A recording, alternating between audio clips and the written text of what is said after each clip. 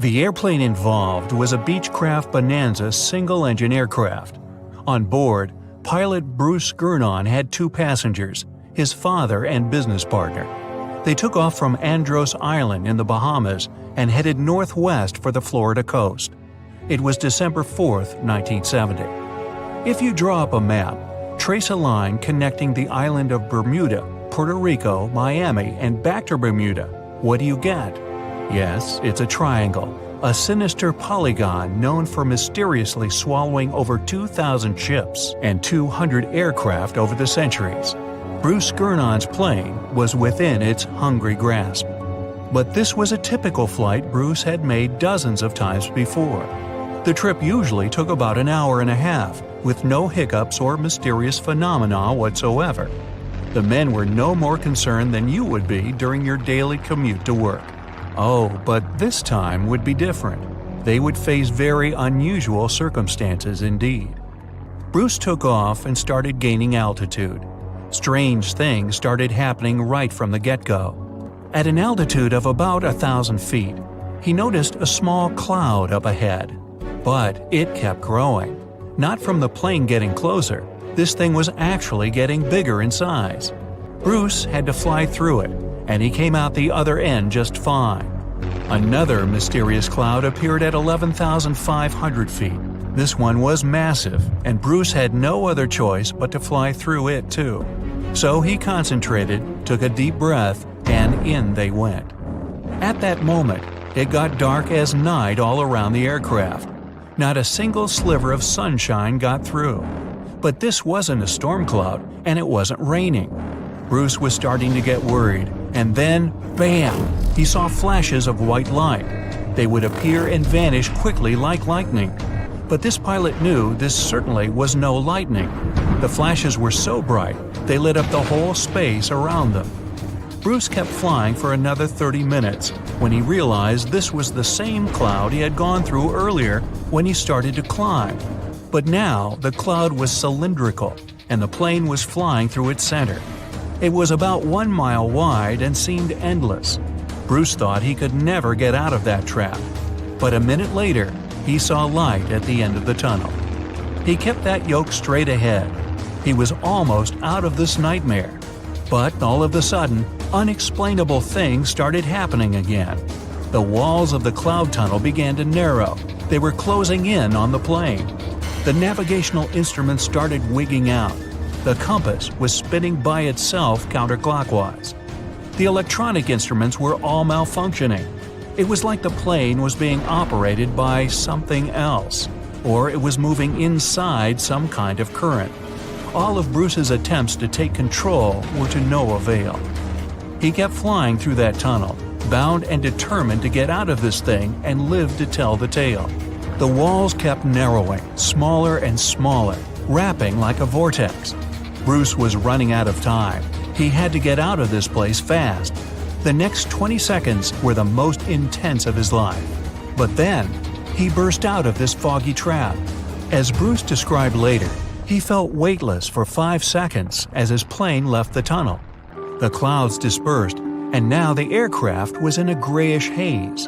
The men let out a big sigh of relief. He immediately grabbed the radio and contacted ground control. Bruce wanted them to determine his location. But when the dispatcher looked at the green screen, his face became contorted with confusion. Bruce's plane wasn't on the radar. It was as if the thing was invisible. But then the dispatcher said the aircraft was already in Miami airspace. Bruce was utterly shocked by this information. It just couldn't be true. The distance the Beechcraft was supposed to cover was about 250 miles. Remember, the whole trip usually took around 90 minutes. But this time, it took just 47 minutes to get to the destination. This model of aircraft can only cruise at about 180 miles per hour. Do the math, and anyone would understand that this was physically impossible. The dispatcher must have made a mistake. But when the clouds parted, Bruce saw that he really was over Miami. The plane landed safely, and it was time to try and solve this mystery. So what happened on that flight? Bruce checked the remaining fuel and his watch. After a short calculation, he was only more confused. The plane hadn't gone through the amount of fuel it should have. Bruce couldn't have been wrong. He was a very experienced pilot. By his early 20s, he already had 600 hours of flight under his belt, and he was all too familiar with this airspace he'd flown countless times. All the evidence in hand seemed to indicate that Bruce's plane just skipped over almost half the entire distance. The man thought about this bizarre occurrence for a long time. He even consulted with professors and experts, but none of them could give an exact answer to what happened that day. So he came up with his own theory and even wrote a book about it. Bruce thought it all came down to this electric fog with white flashes. Others, however, theorized that dark energy was responsible for this time leap. Yes, that same dark energy responsible for the expansion of the universe. This energy could have curved time-space like a black hole, forming this strange tunnel. Bruce accidentally hit it, but he was lucky to get out of there. That's how he got into Miami airspace so fast. But dark energy is just a theory attempting to explain the unexplainable. To this day, there is no real answer for how Bruce was able to travel that distance in such a short time. But some details still can be explained. Archive records show that 84 sunspots were recorded that day, as well as a huge solar wind moving almost 440 miles per second. This would cause disturbances in the Earth's magnetosphere that could throw off the plane's instruments and radars. So Bruce's version that he was in an electronic fog could be right. And about these weird clouds. The thing is, they're pretty commonplace things in this area. Zones with low and high pressure are constantly colliding there. The result? Storm clouds. Perhaps that cloud growing before Bruce's eyes was simply two massive air currents crashing into each other. But so far, no one has been able to explain how the plane got to Miami so fast. Well, maybe in the future the truth will be revealed. In the meantime, it remains another mysterious riddle of the Bermuda Triangle. But it's still by far not the most shocking incident there. In 1945, a total of 5 planes went missing in the Bermuda Triangle all at once. On December 5th, some Navy student pilots were training in the area. The day's lesson? Navigation. Ironically enough, they couldn't find their way back to the base and got lost. Many people assume they ran out of fuel. This is likely to have caused the incident, but the circumstances were very strange. The students were under the supervision of an experienced lieutenant who had 2,500 flight hours. He would never let a bunch of newbies go so far that they'd get lost. The incident was called Flight 19. Even now, there's a debate about how it could have happened. 3 years later, a passenger jet headed to Miami from Puerto Rico disappeared in the same area. There were 29 passengers and 3 crew members on board. The weather was clear throughout the flight.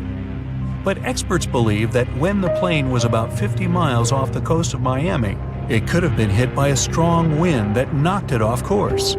Years later, divers found a similar-looking plane in the waters.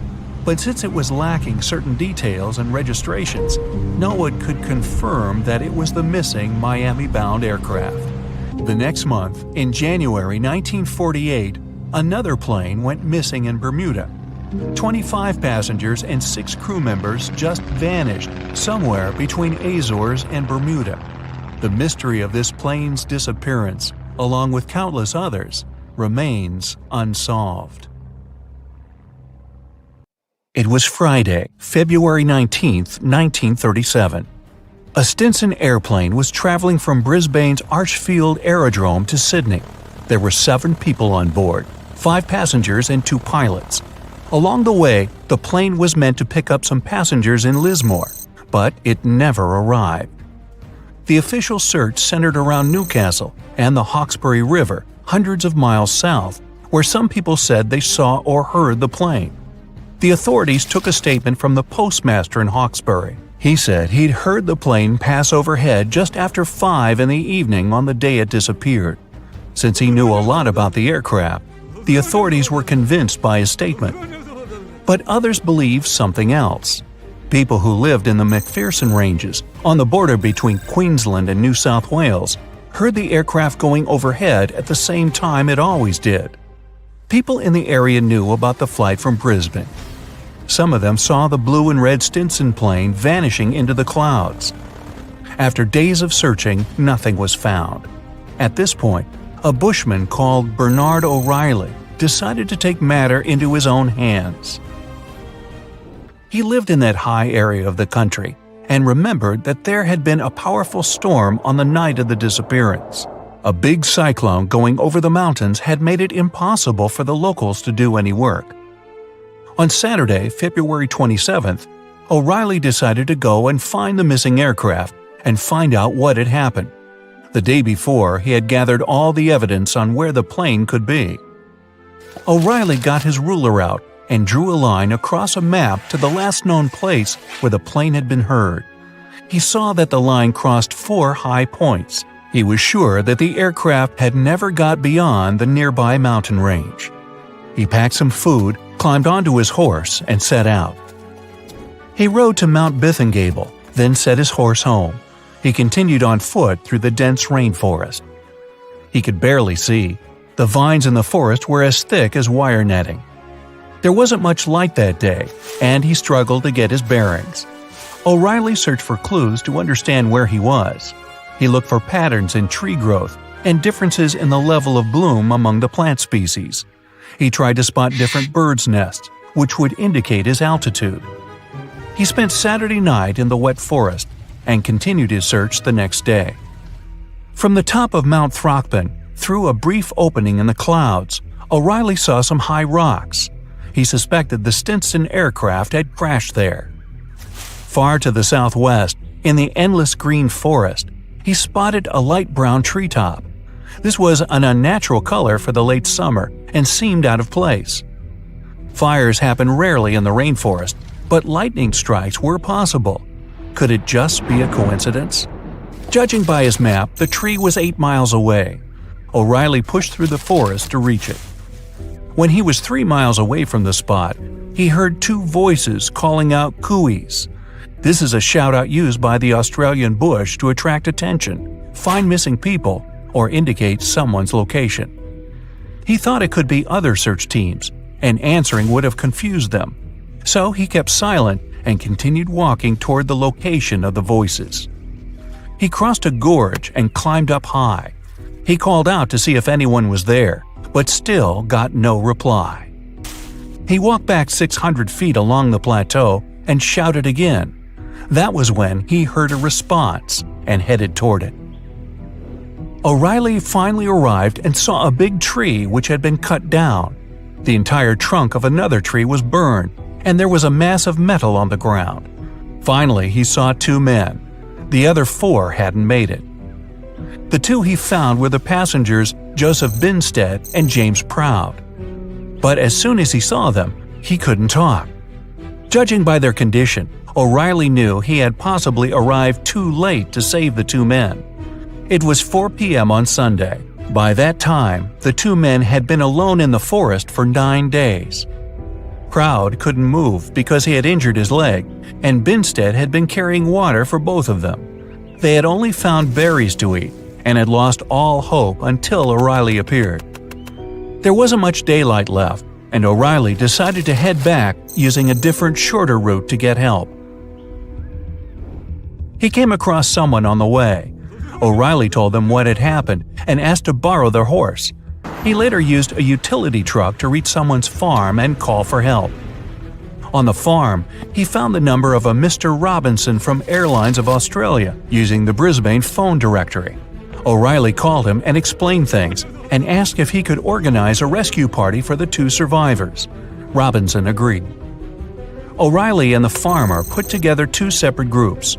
The first party, led by O'Reilly, would go back to the site with a small team, including a doctor and some supplies. They gathered at 2:30 a.m. on Monday, left an hour before the sun came up, and arrived at the site by 11 in the morning.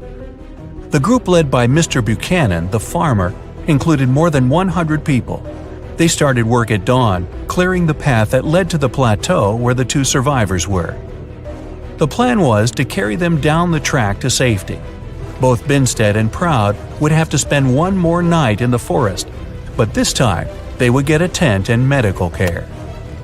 When the sun rose on Tuesday morning, March 2nd, the journey down the plateau started. The group cleared a 14-mile path, and the survivors' condition was stabilized. 6 of the 7 passengers had now been found, except for one. His name was Jim Westray, and he had helped the others get off the plane before it caught fire during the accident. That fire had lasted 15 minutes, but it was put out by heavy rain, which continued until 10 the next morning. On Saturday at 6:30 a.m., before the rain stopped, Westray stood up and said he could see a farm with some sheep in the distance. The other 2 guys tried to discourage him from going and told him there was nothing out there. Westray said he would go there to get help, and within 30 seconds he was gone. When O'Reilly arrived, he was asked by the 2 survivors if he had seen Westray, but O'Reilly was sure he hadn't made it. He followed Westray's path to a 40-foot-high waterfall and confirmed his theory that he hadn't survived. The operation was successful, and the 2 survivors made it. The story made national headlines, and there were broadcasts about it on TV. O'Reilly was presented with a plaque and a check raised from the public. Years later, O'Reilly's nephew, Peter, organized tours showing his uncle's journey to the site. Do you know the feeling when you've been trying to solve one mystery for your entire life? Nope? Well, Detective Anderson does. During almost 30 years of working for the police, he solved many riddles, caught hundreds of robbers, and helped save thousands of lives. There's a huge number of successfully solved cases on his record. At the age of 25, he caught a thief who changed his own face with plastic surgery once a year. When Anderson was 30, prisoners started breaking from jails all over the world. The detective successfully solved this case. At the age of 38, he discovered the secret base of a forbidden order in a volcano's mouth. By his 50s, he managed to explain all the most inexplicable things in the world. But there was something he couldn't solve. These were 2 mysteries from the 50s, cases of missing planes. All these years, Anderson has been scrolling through the details of this puzzle. Unfortunately, he was too young when this story began. All he had were guesses and notes. But today, a sudden thought struck him. For the first time in many years, he felt that he could finally solve this mystery. But to do this, he had to immerse himself in this story again. So he opened the closet and pulled out 2 old magazines with detailed articles about these incidents. The first one happened in the summer of 1955.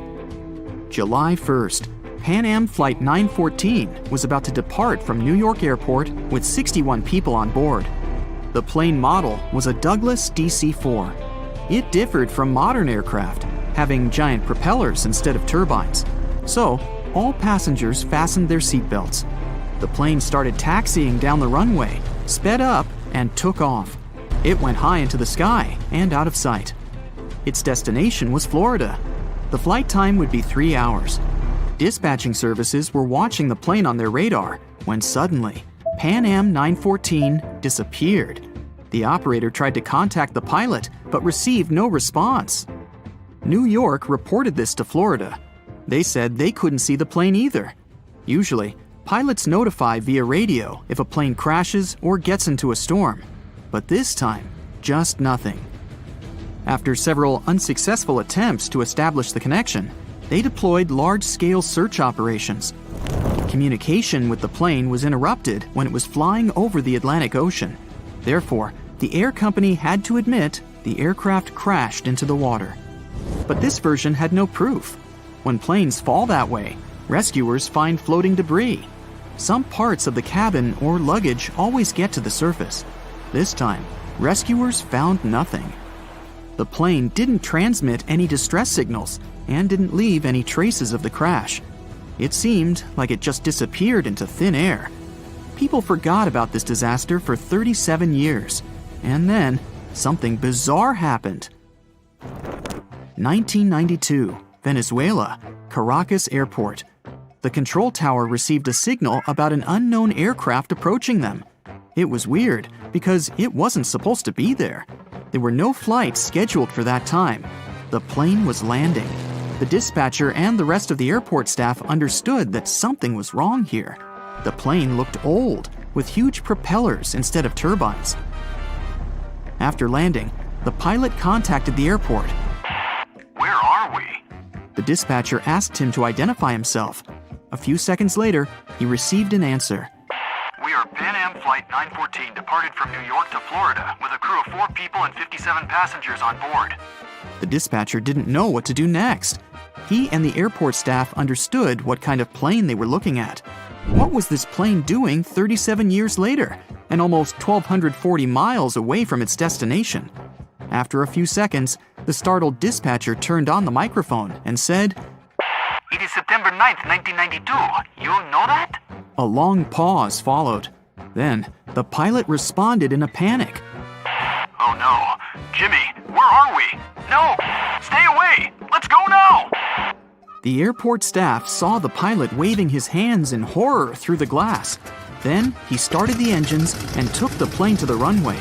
Pan Am 914 increased its speed and took off. The dispatcher tried to stop him, but the pilot didn't respond. The plane disappeared into the sky, and no one else had heard of it since that day. Detective Anderson finished reading the article. He frowned and looked out the window. Raindrops were hitting the glass. The storm outside perfectly depicted what was happening in his mind at that moment. He seemed to know what had happened to that plane. All the clues were there, lying right in front of his eyes. But to know for sure, Anderson had to move on to the next case. It was another article, dated 1989. It happened in 1954. Santiago Airlines Flight 513 took off from West Germany Airport. The plane was due to land in Brazil in 18 hours. There were 88 passengers and 4 crew members on board. The plane hid behind the clouds and disappeared from all radar. Air traffic controllers were trying to contact the pilots, but didn't receive a response. 18 hours later, they called the airport in Brazil. Those dispatchers couldn't confirm this plane's landing and couldn't contact the pilots either. The search operation lasted for several months, but they found nothing.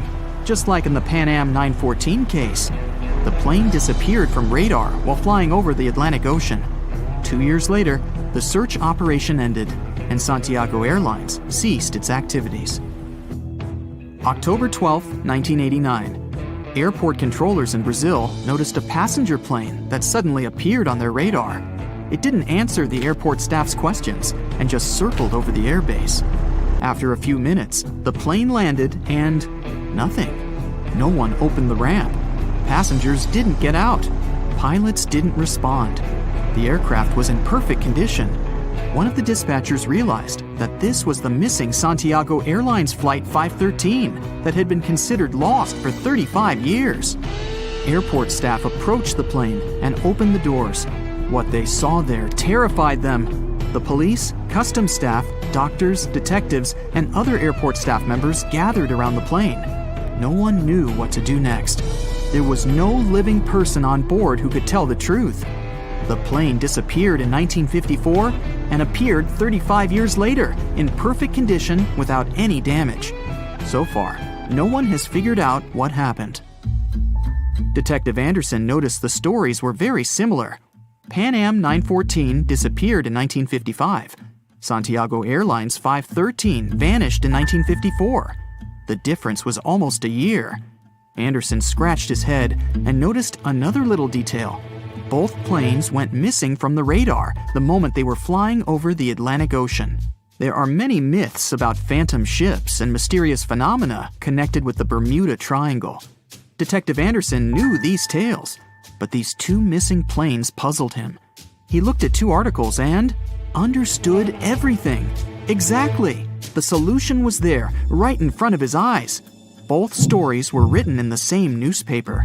There was no real dispatcher who communicated with the planes. Nothing was known about the passengers. No newspapers except this one published news about these missing aircraft. It seemed they just took the same story and changed the dates, locations, and names of flights. Yes, the case was solved. It was all fake. The rain stopped. Detective Anderson looked out the window and heard the sound of a passing train. He remembered another weird and fake story, a story about a phantom train. It took place in Italy in 1911. 100 passengers boarded the train of the Zanetti Railway Company. It went through the picturesque mountainous area, got into a mountain tunnel, and disappeared. No one else had seen the train since then. All the passengers were lost, but not for long.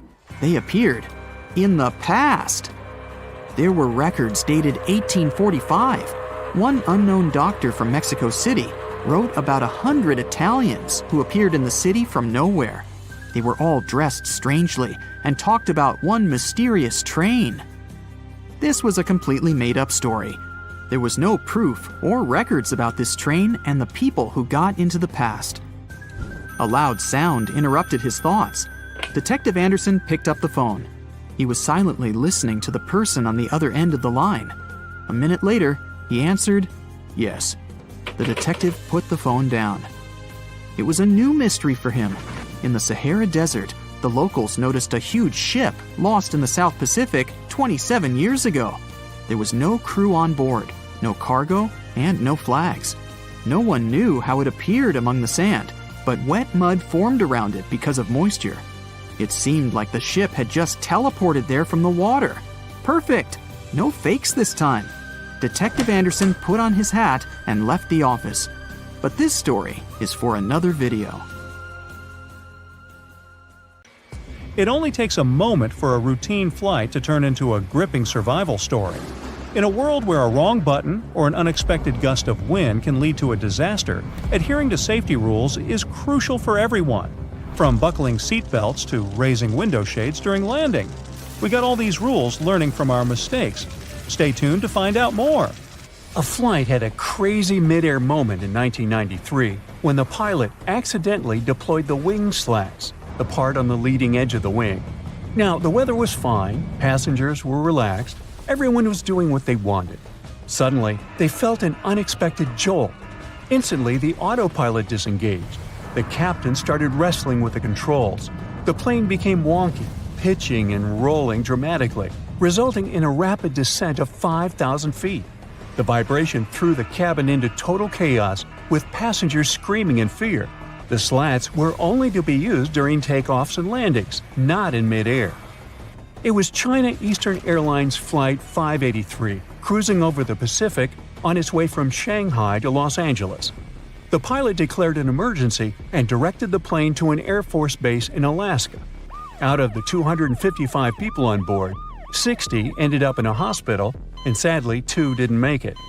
The pilot made some quick moves to stabilize the aircraft, but the injuries happened because folks weren't buckled in. They reckoned that the slats deployed because of the design of the control handle. The company was to blame for that. They produced it in such a way that the handle could accidentally get jiggled while cruising. Luckily, the crew was trained, and the airliner itself was fine, except for the messed-up cabin. The aftermath of this incident was costly, requiring about $1.5 million to repair the damage. When the plane started to lose altitude, overhead lockers burst open, and the safety video played 3 times for an eerie touch. Once the aircraft steadied, flight attendants jumped into action, providing first aid, leaving empty kits scattered in the cabin. It turned out that the poorly designed slat control handle had caused 11 similar incidents before. The captain probably nudged it accidentally while fixing the speed controls.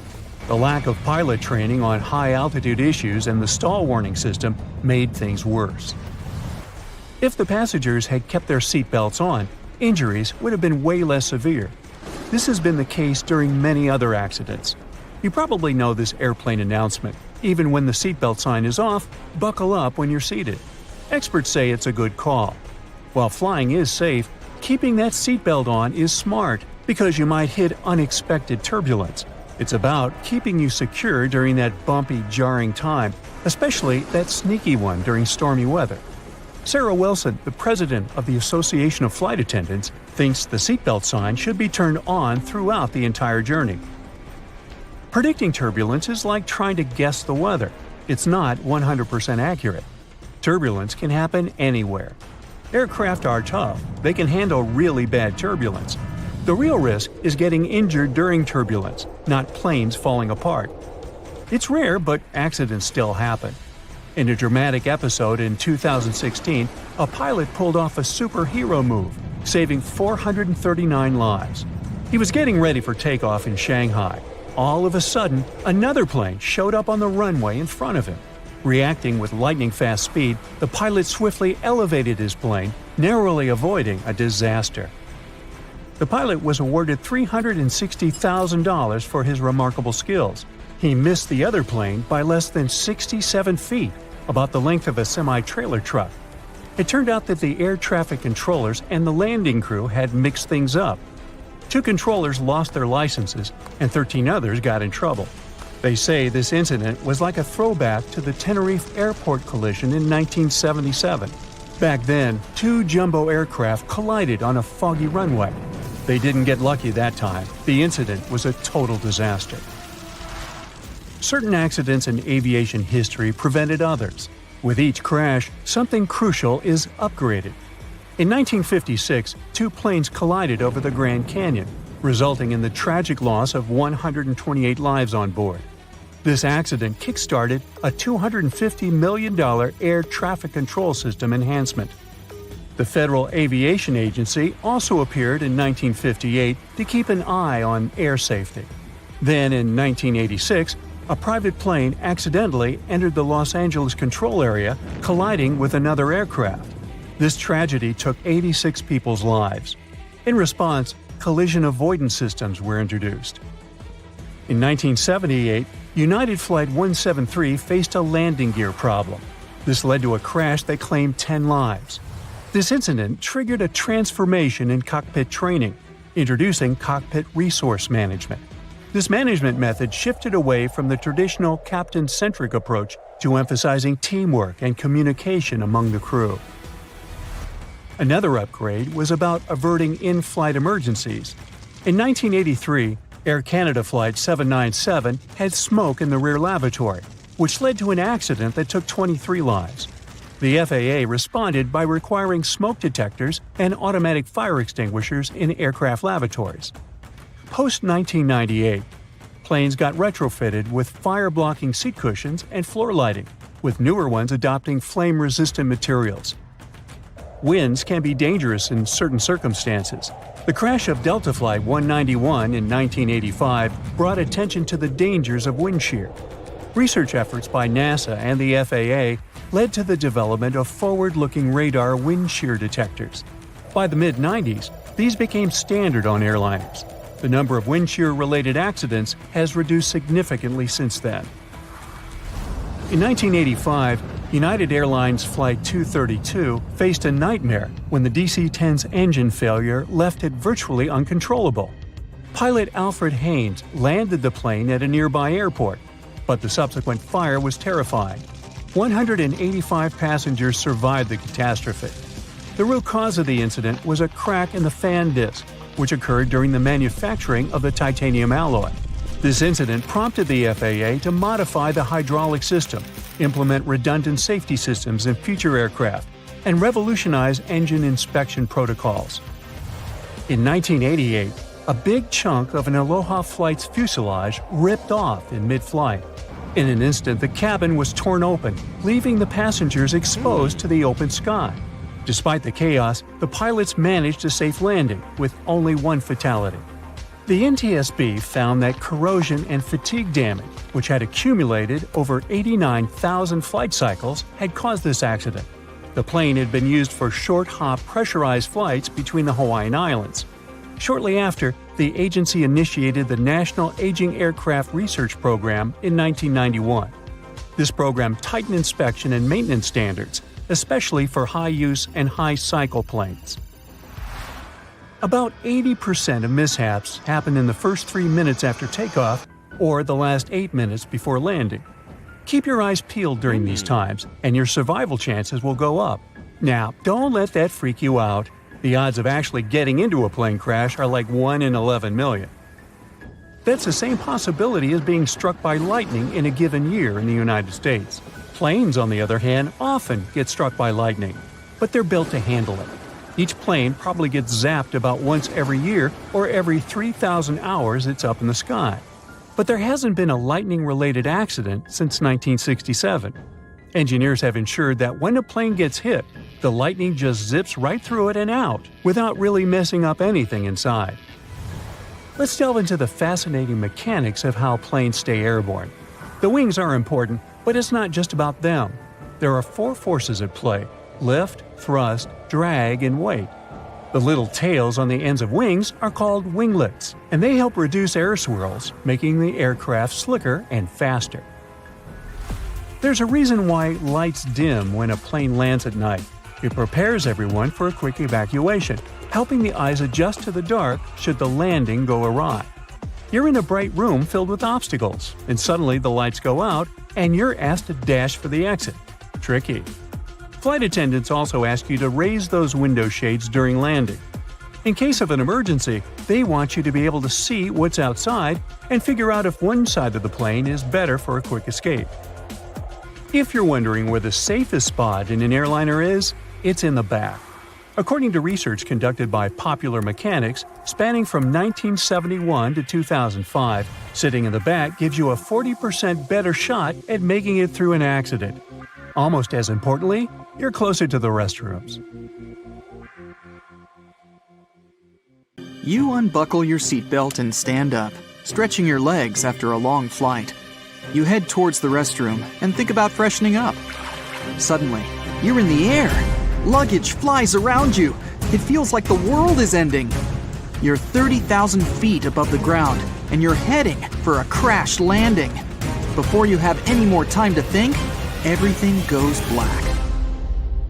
In early 2001, a massive Boeing 747 carrying over 400 people took off from Tokyo Haneda International Airport. The flight progressed like normal until it reached 39,000 feet and coasting speed.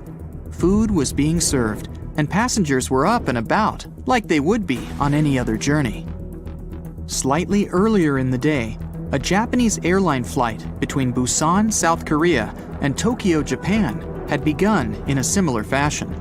This one was smaller, with about 250 people on board. It had also started coasting at around 37,000 feet. Both of these planes were on a similar flight path, only 2,000 feet apart, and due to meet over the Japanese island of Honshu.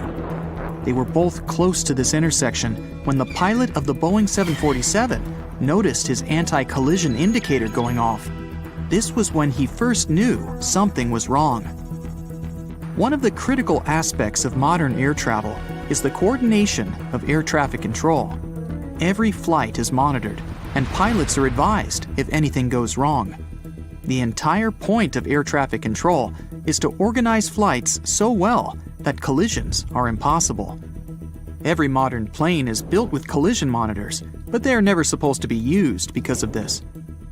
While the anti-collision indicators buzzed, 26-year-old trainee Hideki Hachitani was sitting behind the radars at the control tower, monitoring both flights. The stress of having to oversee more than 10 planes was overwhelming him. This isn't surprising, given that he wasn't even certified to operate by himself, without supervision. When he noticed the potential collision, he rushed to prevent a disaster. He quickly contacted the flight from Busan that was cruising at 37,000 feet and told them to dip lower, trying to create a bigger gap between the planes. In his rush, though, Hachitani had made a terrible mistake. He had contacted the wrong plane. Instead of telling the Boeing 747 to reduce its altitude, the pilot of the other plane followed Hachitani's instructions and lowered from 39,000 feet to 37,000 feet, the exact same height as the 747. Both planes sped toward each other at 500 miles per hour on a collision course. Hachitani was beginning to panic now. When he noticed that the flight from Busan hadn't descended, he quickly instructed it to turn right. The pilot had, of course, failed to follow the instructions given because they'd been sent to the wrong plane. For an unknown reason, the instruction to turn right failed to reach anyone at all this time. The communications from air traffic control were failing. and the pilots didn't have any idea of how much danger they were in. When seeing Hachitani panicking behind the control panel, his supervisor rushed to the scene and took control of the situation. She contacted the flight from Busan and now told it to climb up. Amazingly, when she did this, she gave the order to a flight that wasn't even operating that day. Both of the flights ignored her because they didn't know that the message was intended for them. The Boeing pilot was at least aware that there was another plane close by, but his faith in air traffic control would have comforted him. Surely, if anything was badly wrong, someone would send him more instructions? At this point, the crash was beginning to look inevitable. For the passengers on the flights, though, everything would have seemed to be normal. They might have been eating some snacks, stretching their legs, or maybe waiting in line for the toilet, completely unaware that they were on course to fly straight into another plane.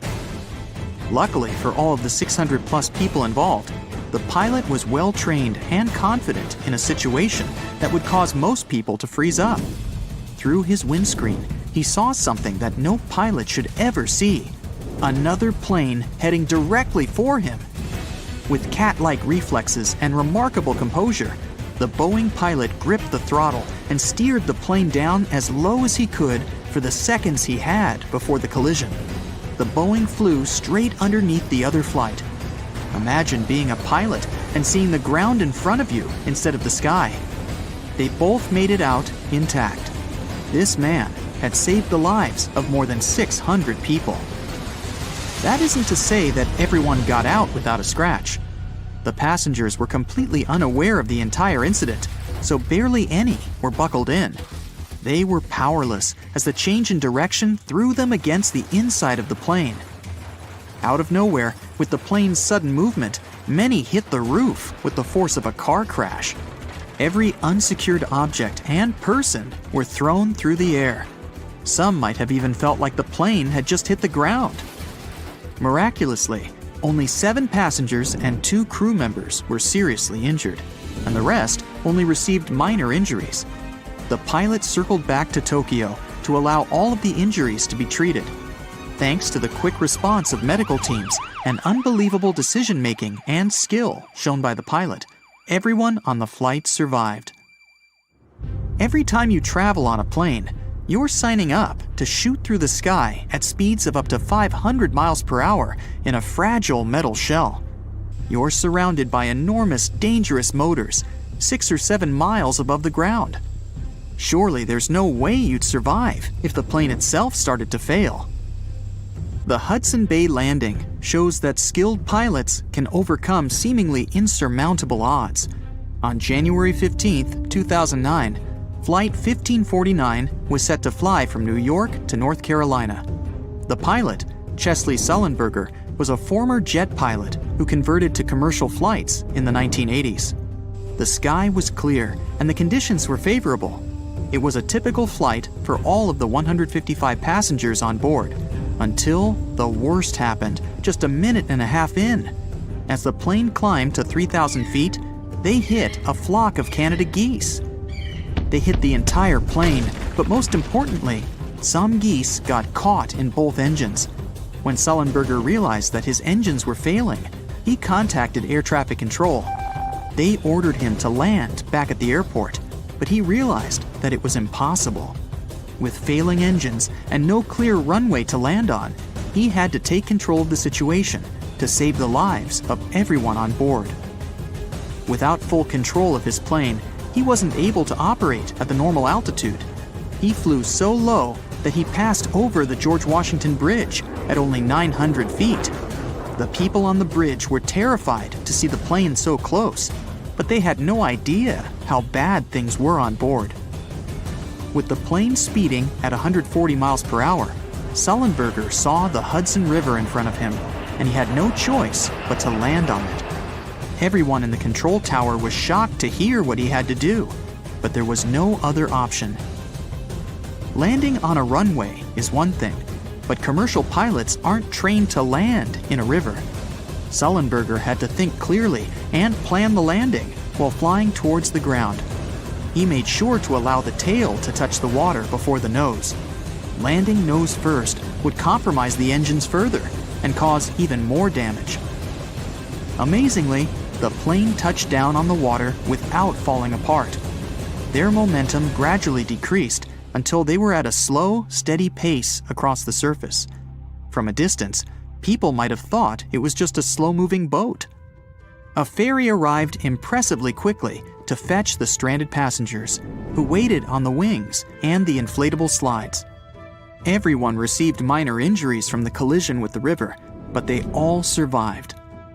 Captain Sullenberger went down in history as one of the most remarkable pilots ever, having saved so many people from a seemingly hopeless situation. There was even a movie made about his heroics.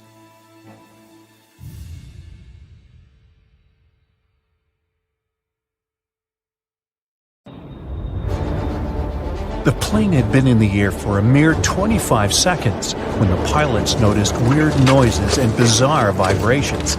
They tried several ways to improve the situation, but nothing worked. The engine surges continued, and just over a minute into the flight, when the plane reached 3,000 feet, both engines failed. First the right one, 2 seconds later the left one. The pilots decided to return to the airport they had just left. At the same time, they tried to restart the engines. Nothing seemed to work. The flight crew made a decision to pitch the plane down and then level it off. Perhaps it could help them gain some speed for the glide. But soon, they realized they wouldn't make it to the airport. Was the plane going to crash? That's when the miracle at Gautura occurred. The morning before the flight started as usual. Regular pre-flight procedures, good weather. The members of the flight crew were experienced pilots. A 44-year-old Danish captain with over 8,000 flight hours under his belt, and a 34-year-old first officer from Sweden with 3,000 hours. So, what could go wrong? The plane itself was almost brand new.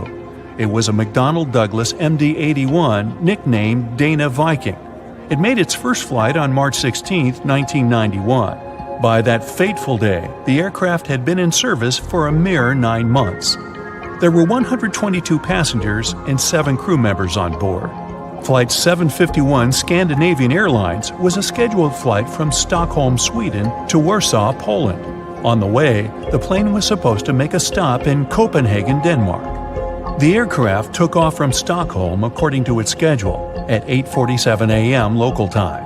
But by that point, the people inside had already been doomed, all because of a terrible sequence of events before the departure. It started the night before. The plane arrived at Stockholm Airport after a flight from Zurich. It was 10:09 p.m. The aircraft spent the night at the gate outside.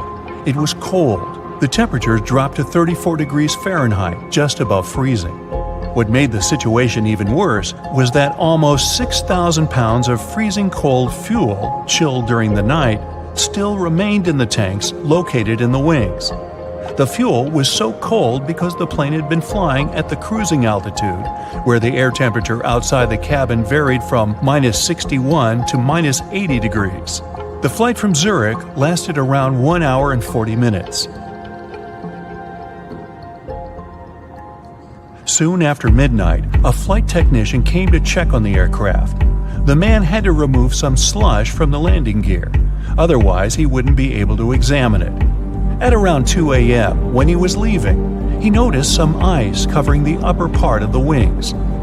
By the morning, the situation had become even dire. A layer of clear, almost invisible ice had formed on the tops of the wings. The plane had to leave the gate at around 8:30 a.m. An hour before the departure, the mechanic responsible for the plane noticed that some ice covered the underside of the wings. He decided to make sure there was no ice on the tops of the wings. He climbed a ladder and put one knee on the wing. Then he bent forward to touch the front part of the wing. There was no ice, just some slush. The mechanic decided to make sure everything was fine with the air inlet of one of the engines. He didn't find anything abnormal. Soon after that, the personnel used more than 220 gallons of de-icing fuel to remove ice from the plane. The mechanic consulted with the captain of the aircraft and ordered the staff to de-ice the underside of the wings as well. After all, he had seen some ice there. but no one thought to double-check if there was clear ice on the tops of the wings. After they had finished the procedure, the mechanic reported to the captain, "We're done here. De-icing finished. There was a lot of snow and ice, but everything's clear now." The captain thanked the mechanic and carried on with the pre-flight procedures. The plane taxied to the runway. Its engine's anti-ice systems were switched on and didn't show any malfunction. But several passengers later claimed they had seen ice sliding off the upper side of the wings while the plane had been taking off. And still, the plane left the ground and headed for Stockholm as usual. But shortly after the takeoff, several pieces of the overlooked ice broke off. At full speed, they slammed into the fans of the engines near the tail on both sides of the plane, ruining the blades. It led to a series of surges, and the rest is history. Meanwhile, somewhere in the cabin, Scandinavian Airlines flight captain Per Holmberg, who was on board as a passenger, noticed something was amiss. At first, he informed the flight attendant sitting in the rear jump seat that the right engine was surging. She tried to contact the flight crew, unsuccessfully. Then, the ununiformed captain rushed to the cockpit and asked if he could help the pilots. The first officer gave him the emergency checklist, and the captain asked him to start the auxiliary power unit, a small gas turbine in the tail of the plane. Holmberg's advice and help were invaluable, but was it enough to save the plane and the people inside? When the plane emerged from the cloud cover at an altitude of 890 feet, the pilots realized they wouldn't have enough time to make it back to the airport. An immediate emergency landing was unavoidable. The assisting captain passed the order to the cabin crew, and they started preparing the passengers.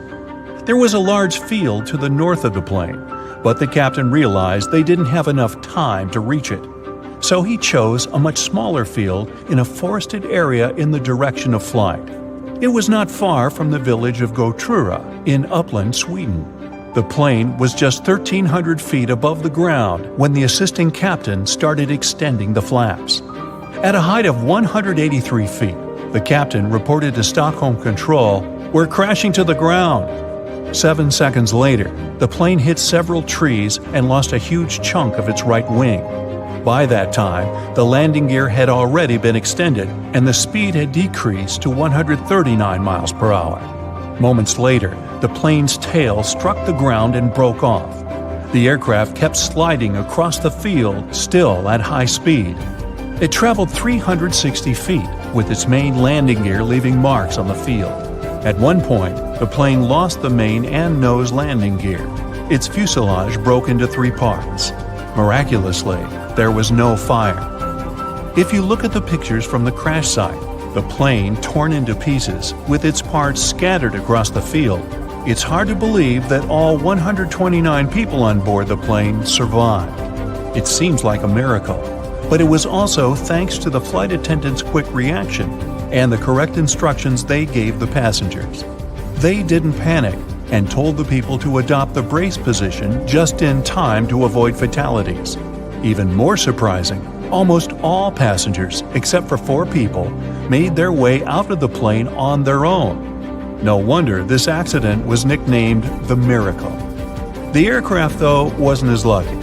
The 9-month-old plane was damaged so badly that it was an immediate write-off. Everyone praised the actions of the flight crew. The landing was incredibly skilled, especially in such a fast-developing, very dangerous situation. The captain himself admitted that few pilots were ever forced to put to the test the skills they got during training, at least not to this degree. He said he was proud of his crew and relieved that everyone had survived, and he never returned to piloting commercial planes. The plane broke into 3 large pieces and crashed onto the hillside, scattering parts all over the snowy ground. The wings ripped off, and the main body of the aircraft split into 2 parts. Flames crackled from what was left of the airplane. 7 out of 9 crew members survived the crash. They were all part of the 1946 U.S. mission to map the Antarctic continent. There were 13 ships, 23 aircraft, and 4,700 people to do the job. They only had 2 months of summer down there before the weather got too bad. USS Pine Island took 3 seaplanes on their mission. One of the planes, called George 1, had a crew of 9 people. They went on their first 10-hour mission. Later, when it was time for the second flight, the weather got worse, with stormy seas and low visibility. But they decided to take the chance and fly anyway.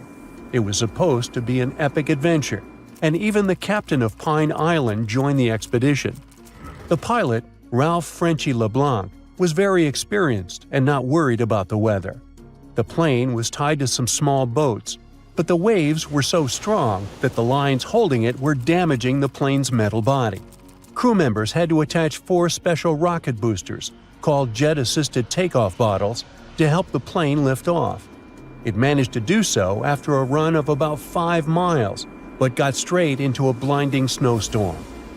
James Robbie Robbins was just 19 years old back then, but already had 1,500 hours of experience as a radar operator in that type of seaplane. He once successfully flew 9 hours through thick fog and clouds in Greenland, so he trusted his abilities. The radar showed a mountain range 20 miles ahead and icebergs spread out, and it was all correct. They had to stay low to take photos for mapping, and it was impossible in bad weather. So the pilot decided to turn the plane around to head back to the ship. Suddenly, the plane hit something. At the time, they didn't know what it was, but later they realized it was a snow-covered ridge that was hidden and couldn't be seen on radar. The loud bang shocked everyone on board. The pilot and co-pilot quickly pushed the plane's controls to try to lift it back into the sky. But just a few seconds later, the fuel tank in the front of the plane blew up. Collapsing with a ridge likely cracked one of the fuel tanks, so the gas started to leak. The fumes from the gas might have been set on fire by an electrical spark or the plane's hot engines. The blast was so strong that it broke the plane into 3 parts. The pilot was hurt and stuck upside down in the burning front part of the aircraft. Some of the other men were also badly injured. Some crawled out of the wreckage, and others had been thrown out into the snow during the crash.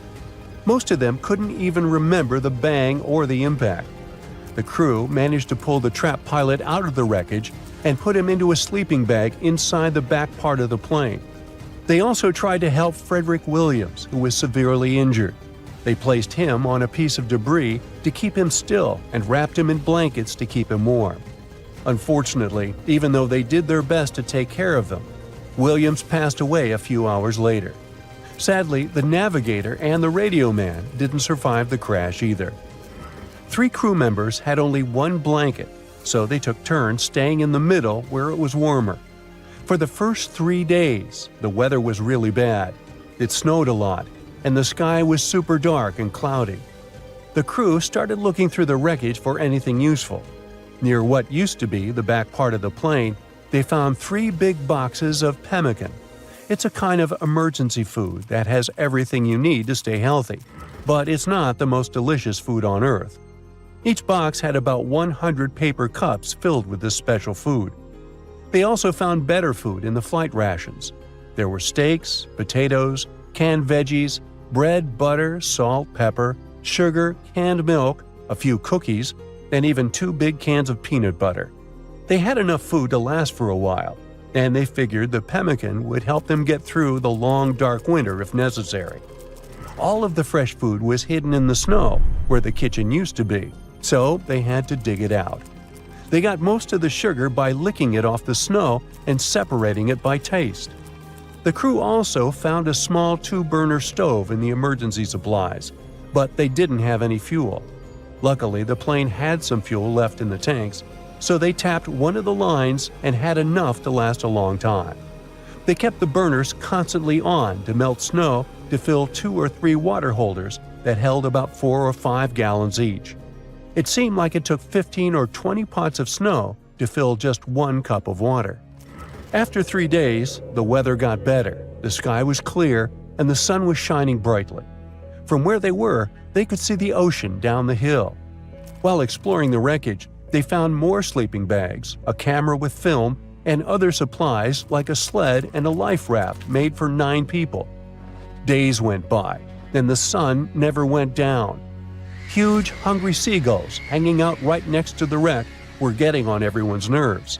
To distract themselves a bit, the crew played an old Navy game called Salvo. It's like a battleships game for 2 players, where your task is to find and defeat all the ships of your rival. They also took some photos of everyone and the wreck from different angles with a Brownie box camera they had on the plane. The radar man painted big yellow letters on the airplane's wings with the names of the deceased crew members to make sure rescuers knew what had happened. On the 13th day, a rescue plane finally showed up. Everyone shouted, waved, and did everything to get the pilot's attention, but the plane didn't stop and kept flying. 2 hours later, it came back, and Robbins, in a hurry, threw fuel onto a pile of flammable stuff to set it on fire. The bang was so big, it burned his eyebrows, but it worked. The plane turned and flew toward them, wiggling its wings as a sign it saw them. The pilot dropped a note attached to a weight. It said, "If you can walk to the lake, make a circle. If not, form a straight line." The lake was 10 miles away, but they knew they had no choice but to get there, and so they made a circle, signaling that they were ready for rescue. Then they got to work. They stacked sleeping bags on the sled and placed their injured pilot on top. Robbins took a compass from the crashed plane and attached it to the sled's handlebars to help guide them. 3 men pulled the sled while another walked behind, making sure they stayed on track. The snow was so deep that they often sank up to their waists. The journey only got easier when they reached solid ground, so it took them 24 hours to walk the 10 miles to the shore. As they got close, a thick fog rolled in, so they couldn't see the rescue plane. But the pilot started the engines and the crew followed the sound. Soon, 2 rescuers arrived in a raft and helped them paddle out to the waiting plane. They climbed aboard and flew back to their ship, the Pine Island. All the survivors were taken to the USS Philippine Sea and later returned home. For 6 of the 9 men who crashed on Thurston Island, life continued.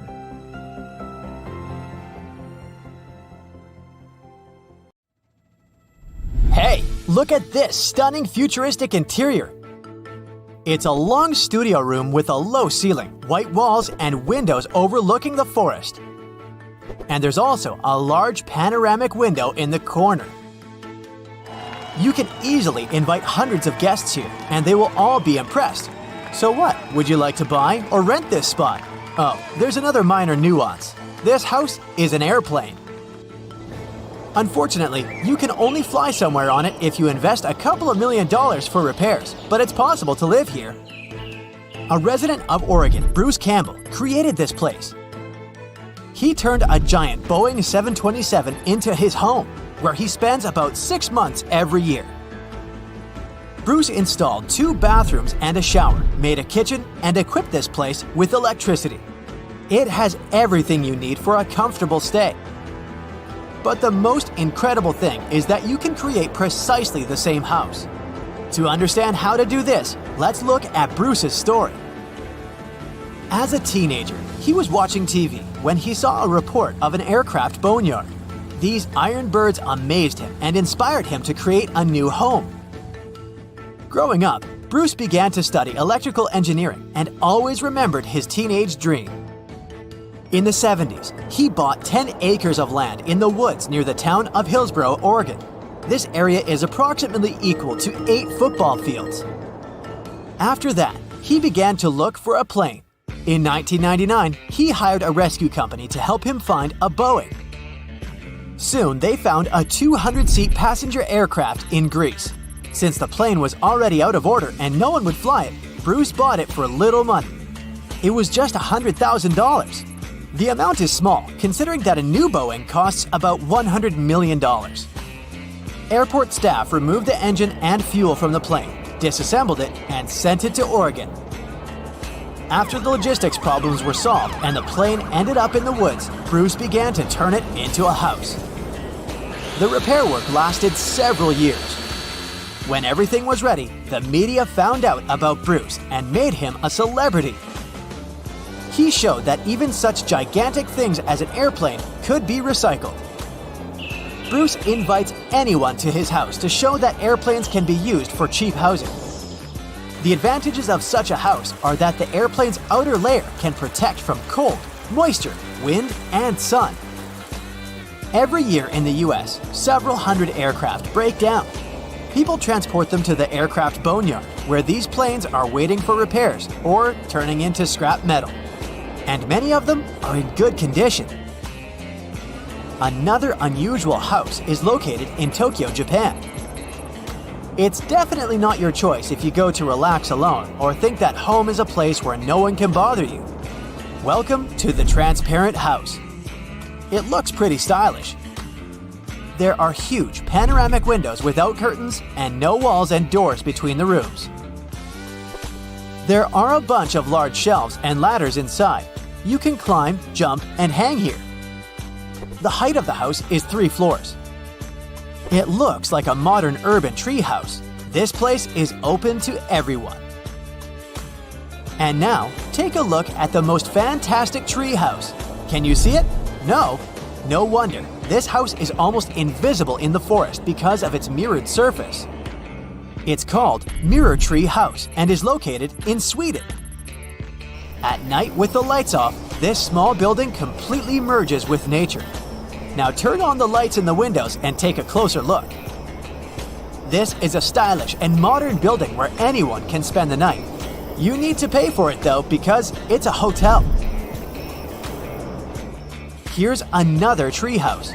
More precisely, it's a huge building built on several trees. It's called Minister's Tree House and is located in Crossville, Tennessee. It's considered to be the biggest tree house in the world. It's built from recycled wood. It occupies almost 5 floors in height and has several rooms. If elves lived in the forest, then this house would be their bank or the administration of the woods. Let's get down from the trees to the ground, more precisely, under the ground. It's not even a house, but a small town. And every building here is pretty unusual. You won't see this town from the outside. All houses, cafes, post offices, and other buildings are located in the pits from which pipes protrude, releasing steam. Welcome to Coober Pedy, Australia. Enter any house and see that there is ground instead of the usual walls and wallpaper. Such unusual architecture is because this place is the world's largest reserve of opal. Most of these minerals, which are sold all over the world, are mined in this city. Opal was first found in these lands in 1915. Since then, people have been coming here to search for precious stones. There are no mining companies here because it's impossible to determine large deposits of opal with the help of technology. Therefore, people mine it manually with picks and shovels. This work is quite long and difficult. So, the town residents rent a place where they dig and build a house. Spread your arms in different directions. That's the width of our next house. The distance from one wall to the other is less than the length of your body. It looks tiny, but people are happy to live here. Welcome to the Current House. The narrowest house in the world is located in Poland. On the streets of Warsaw, you will easily notice it. It's like it's stuck between 2 buildings. Everything is pretty cute and stylish inside. The white interior adds a feeling of extra space.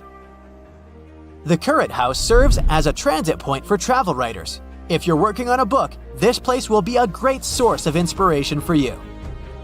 This house looks like something from another planet. It's called Robert Bruno's Steel House. It stands on 4 legs, has a strangely shaped window, and is made of metal. This strange house is located in Ransom Canyon, Texas. This is the creation of the sculptor Robert Bruno. He built it from the 70s until 2008. He used about 150 tons of blackened steel and made every detail by hand. Unfortunately, the sculptor passed away before he could complete his masterpiece. There's a toilet house in South Korea, close to Seoul. This big building looks like a giant toilet bowl. It's made of steel, white concrete, and glass. The purpose of this house is to promote the hygiene and sanitation of toilets. Many diseases are spread because of poor cleaning. Inside the toilet, you will find 2 guest rooms, 2 bedrooms, and 3 bathrooms. And to rent the whole building, you need to pay about $50,000. Looking at this house in one of the alleys of London, it may seem to you that the building is about to fall apart.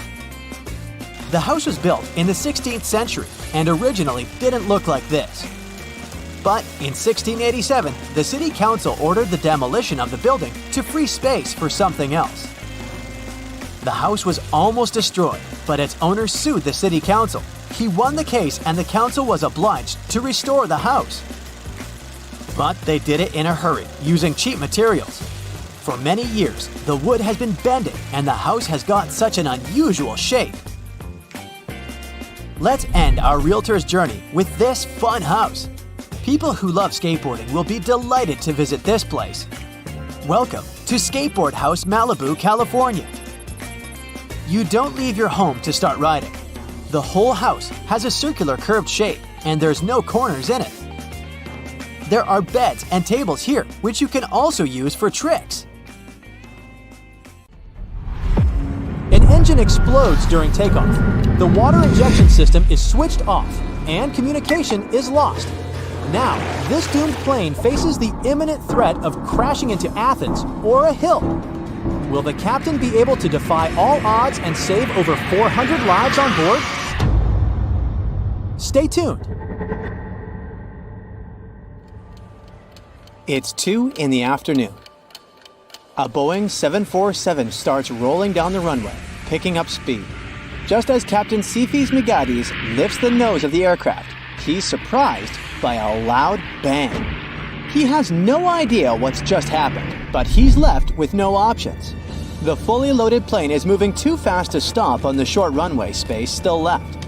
The airplane begins its risky takeoff, and it's now heading straight for downtown Athens, which is absolutely crowded on a hot summer evening in August 9th, 1978. After the loud explosion, a flight attendant in the back takes the intercom and warns the crew about the catastrophic failure of engine number 3 located on the right side of the airplane. The flight attendant says, "I think we're screwed." And here's an honest, "Yeah, I know." The original plan of the Olympic Airways Flight 411 was a direct shot from Athens to New York. But now, this massive 370-ton jumbo jet simply doesn't have enough power to keep going up. The stress is through the roof. The flight is fully loaded with 18 crew members and 400 passengers, who are mostly US citizens returning from their Greek summer vacation. Little do they know that the pilot still has to face 4 major problems in a 93-second period to ensure everyone stays alive. The first issue has to do with water injection. You see, this Boeing has 4 engines. Engine number 3 has just exploded, and engine number 2 is operating with reduced power after maintenance. So the pilot needs the remaining engines to give their all to get this plane climbing. The thing is, pushing the engines to the max creates a ton of heat. So, Captain Megades asks the onboard flight engineer to double-check if the cooling system is on, preventing the engines from getting too hot and maintaining a safe temperature. It's a bit tricky to explain what went wrong at this point, but experts think that in the heat of the moment, the flight engineer might have gotten a little mixed up. Instead of ensuring the water injection is on, he does the opposite and switches the system off just 9 seconds after takeoff. This mistake further reduces the power in the engines, limiting the plane's ability to climb by causing a loss of 4,500 pounds of thrust. So now, the plane finds itself in a seriously bad situation, barely cruising over the rooftops at below minimum speed. The second issue with this doomed aircraft involves the landing gear. The 55-year-old pilot had already had over 30 years of experience when he was assigned to command this flight. So he decides to make a bold move by telling his co-pilot to pull up the wheels at 35 feet above the runway. This move isn't just risky, it's straight up against Boeing rules in situations like this. Pilots usually have to wait until the aircraft gains a bit more altitude to pull up the wheels. because popping those landing gear doors open for 15 seconds adds more resistance against the plane's forward motion. In other words, it basically slows the plane down, and that's why the co-pilot hesitates for a second before agreeing to break the rule. Against all odds, the 411 flight stays in the air, but the problems are far from over. This leads us to the third issue. The plane is getting dangerously close to hitting one of the oldest capital cities in the world, Athens. The flight started from Ellinikon International Airport. This was the main airport for the Greek capital for decades, and it was known as one of the trickiest and riskiest airports in the world. Picture this: 2 short runways, side by side, squeezed between the Aegean Sea and large mountains. Even though there were 2 runways, they mostly used just one, the one pointing planes straight at the center of Athens. Because of that, pilots had to make an immediate left turn right after takeoff, changing the flight path over the sea. Now you might be wondering, why doesn't Migatis just turn left already? Well, the speed of the 747 is way lower than it should be at this point.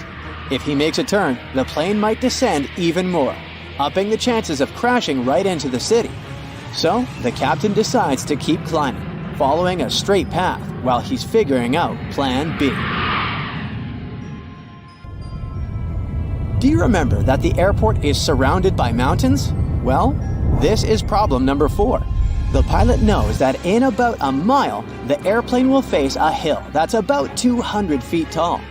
As Migatis watches Pawnee Hill getting closer and closer, he decides to give up a few knots of airspeed to gain the altitude he desperately needs to fly over the hill.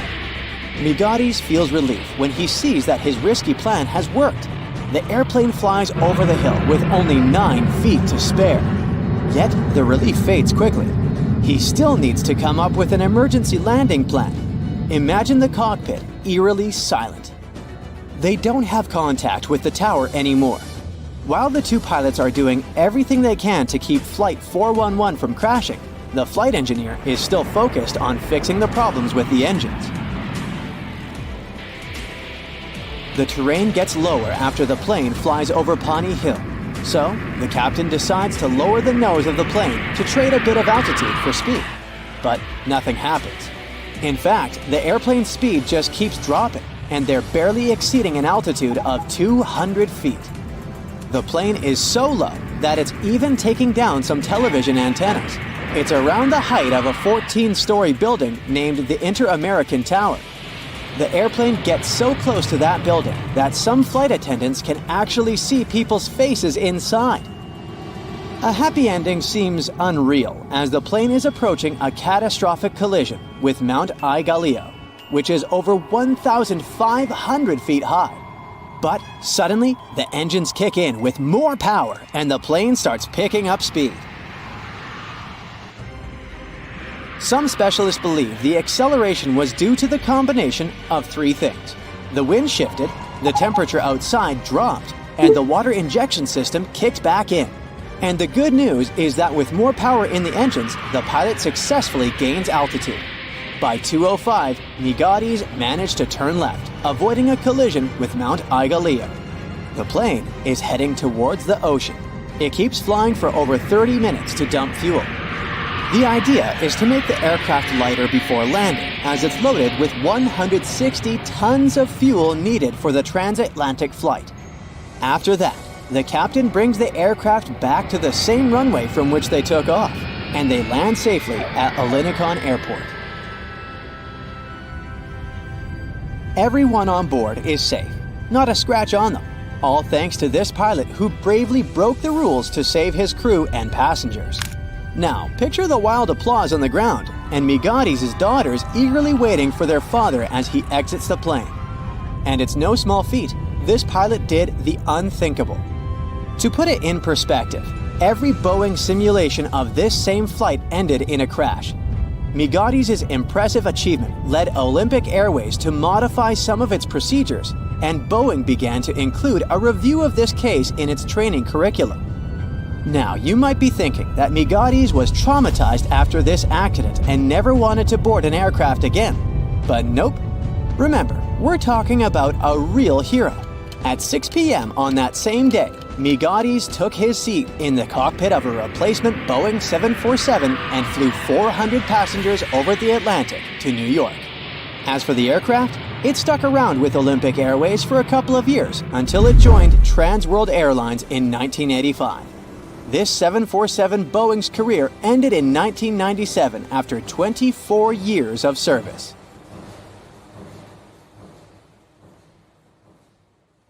A plane with no identification marks is approaching the coast of Indonesia. It's not the most peaceful of times, and the flight operator is alarmed. 2 fighter jets take to the sky, about to take down the unidentified plane. It's all about to end in a disaster, when the fighters notice one strange detail. December 1st, 1941. Captain of a Boeing 314, Robert Ford and his team are preparing for one of the longest flights on one of the biggest planes in the world. The Boeing 314 Clipper California is a high-capacity seaplane. It has no landing gear, so it can only land on water. Its length is 100 feet, and its wingspan is 150 feet. This is more than a 6-story building, and on board this plane, there is a restaurant, resting areas, and even a room with a bed. Despite its size, the Clipper California can stay in the air for more than 18 hours. Captain Ford doesn't suspect what is awaiting him ahead. He gets on the plane. Their flight is bound from San Francisco to Auckland, New Zealand. The first stop is Los Angeles. There's no problem with this. The next stop is Pearl Harbor. The flight is going fine. December 7th, 1941. It's been 3 days since the plane left Pearl Harbor. The last final step of the journey remains: flight to New Zealand. At this moment, Captain Ford receives an order to return the plane to the nearest Allied base. The way back is closed, so the plane continues to fly to Auckland. The Clipper lands safely at the Auckland airport and receives an order that seems impossible. Robert Ford and his team must paint over all the registration and identification marks on the plane and deliver it to LaGuardia, New York. Then, fly across the world. This is an uncharted route with a length of 23,000 miles. In the entire history of aviation at this time, no one has flown such a distance. The team doesn't have maps or modern navigation devices. They don't know the lands they will fly over. They don't know who they may meet on their way and at which airports they will land. They must maintain and repair the plane themselves, extract fuel, and plot the route. At the same time, they have almost no money. Immediately after receiving the order, the team goes to the Auckland Library. They study all the atlases and maps to create a detailed flight plan. First, they need to get to Australia, then fly to Africa along the coast of Asia, and then they should go to the US. The crew paint all over the signs on the plane and prepare for takeoff. Fortunately, before the start, one banker finds about their situation and gives them $500. The plane takes off. The team didn't notice they forgot to paint over the American flag. In a few days, it will save their lives. Before Australia, they fly to New Caledonia to evacuate a group of people from there and deliver them to Australia. The operation is successful. In Australia, the team needs to refuel the plane. They don't find special transport for Clipper services at that airport, so the crew themselves transport 800 cans of gasoline. And here's an important detail. The Boeing 314 doesn't use conventional fuel. It needs to be filled with special high-octane aviation gasoline. Early in the morning, the Clipper takes off and heads to Indonesia. The flight is going fine. They are approaching the airport. Meanwhile, the captain of the base where the Clipper is supposed to land notices an unidentified plane. He doesn't know who's flying it and from where. No one warned him about it. It may be an enemy plane. 2 fighter jets take to the sky. They are approaching the Clipper and don't see any identification marks on its body. The pilots are about to attack, but at that moment, they notice an American flag. If Robert Ford hadn't forgotten to paint it over, then everything would have ended badly for him and his crew. The fighters allow landing. The Clipper lands on the water. A boat floats towards it to meet the plane's crew, but stops. It turns out the plane landed on a place filled with sea mines, so the boat doesn't dare to sail there. The Clipper approaches the port and miraculously avoids contact with mines. Robert Ford and the crew of the plane are well met. They are going too quickly to rest and hit the road. But then, a big problem surfaces. The plane is running out of fuel, And at that naval base, there is only ordinary automobile gas. Nobody knows if the plane engine is going to go with it. It may burn out or stop working altogether, but there's no choice. They fill the tanks with ordinary fuel. Captain decides to take off using the remnants of aviation fuel, and during the flight, they switch to tanks with ordinary gasoline. When this happens, the plane's engine begins to clap and rattle, but after a while, it calms down. The flight continues. For 19 hours, they fly on dangerous fuel. Their next stop is Ceylon. The sky is covered with clouds. The pilot doesn't see the coast in the airport, so he decides to lower the plane below the clouds. They fly at an altitude of 300 feet above the surface of the sea and notice a huge whale ahead. The plane flies closer, and it turns out it's not a whale. It's an enemy ship. The Clipper begins to gain altitude to hide back into the clouds. Finally, they are again surrounded by a white veil. The booms and blasts are heard behind and below the plane. The Clipper's flying with zero visibility for 60 minutes. Finally, the clouds are clearing and they see the port of Ceylon. The team makes a short stopover and proceeds with its journey. As soon as the plane takes off, one of the engines explodes. Fortunately, they didn't have time to fly far from the port, so they successfully landed the plane on the water and repaired the engine. The Clipper continues its mission. Now, Robert Ford's team flies mainly over land. This is very risky, since the aircraft doesn't have landing gear and it can't safely land on solid ground. Finally, they get to the Congo. The team has a great time here, gains strength, rests, and most importantly, gets high-octane aviation gasoline. Things are going great, but there's another ordeal ahead. Now, the aviators will have to make the longest flight in their journey. Their next stop is a port town in Brazil, and the distance to it is 3,500 miles across the ocean. The maximum flight distance of the Boeing is 3,700 miles.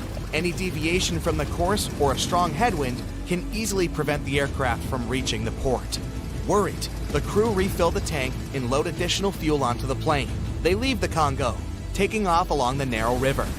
At this moment, the pilot notices the river ends a few miles away with a waterfall.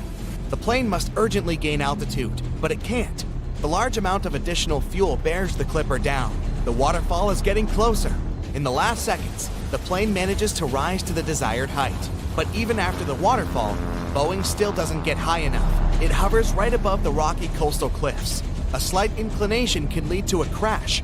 Fortunately, they manage to pass unharmed. The plane rises to the perfect height. During the flight from the Congo to Brazil, the crew broke a new record. It's 23 hours and 35 minutes in the air. The tired crew make a long-awaited landing in the city of Natal. However, the rest doesn't last long. 2 hours later, they take to the air and head to the next stop, an airbase in Panama. January 6, 1942, 5:54 a.m. The already legendary Boeing 314 is approaching LaGuardia, New York. The team can't wait to finish their journey. They contact the dispatch, and he tells them they can't land the plane only after 7 a.m., since the air terminal starts working at this time. For an hour, Robert Ford and his crew are circling in the air. It was probably the longest hour of their lives. Finally, the mission is complete. The Boeing 314 becomes the first passenger plane to make an almost around-the-world trip. This long flight lasted more than a month. This plane spent 209 hours or 8 days in the air. During this time, it covered more than 30,000 miles and made 18 landings. Pan American Flight 6 was finishing an around-the-world trip with several stops on its way. On October 16, 1956, the Boeing 377 Stratocruiser, dubbed Sovereign of the Skies, left Honolulu and was heading for San Francisco. It was the flight's last leg, but no one could predict this phrase would turn out to be not just a figure of speech. The plane had to start its journey at 7:30 p.m., but some maintenance issues delayed boarding for almost an hour. The passengers were getting a bit impatient. The plane finally took off at 8:26 p.m. and soon reached the altitude of 13,000 feet. For some time, the aircraft was experiencing turbulence, which made it impossible to serve dinner. Several hours later, the lights were dimmed and the passengers stretched across empty seats preparing to have a peaceful sleep. Little did they know that sleep was the last thing they were going to get that night. At about 1 a.m., the cockpit crew got permission to climb to 21,000 feet. But once the aircraft reached the needed height, a terrible thing happened. At 1:20 a.m., one of the plane's engines started to overspeed. George Hacker, the first officer flying the plane, tried to deal with this problem by slowing the plane down. It didn't work out. This made Captain Richard Ogg cut off the oil supply to the engine altogether.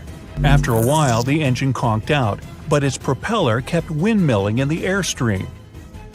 It caused the aircraft to start losing precious fuel and seriously slowed down its speed. The plane was moving far too slowly now, just 174 miles per hour. It was also losing altitude at an alarming pace, at the rate of 1,000 feet per minute. The three remaining engines were struggling, trying to decrease the breakneck speed of the descent. At least, they were still functioning. It made the pilots feel somewhat hopeful. But all of a sudden, the captain noticed that the fourth engine started to fail. It was producing just a bit of power, even though it was working at full throttle.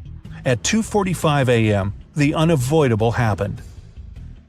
The fourth engine started to backfire, and the pilots had to shut it down. Now the plane had only two working engines and was moving more and more slowly.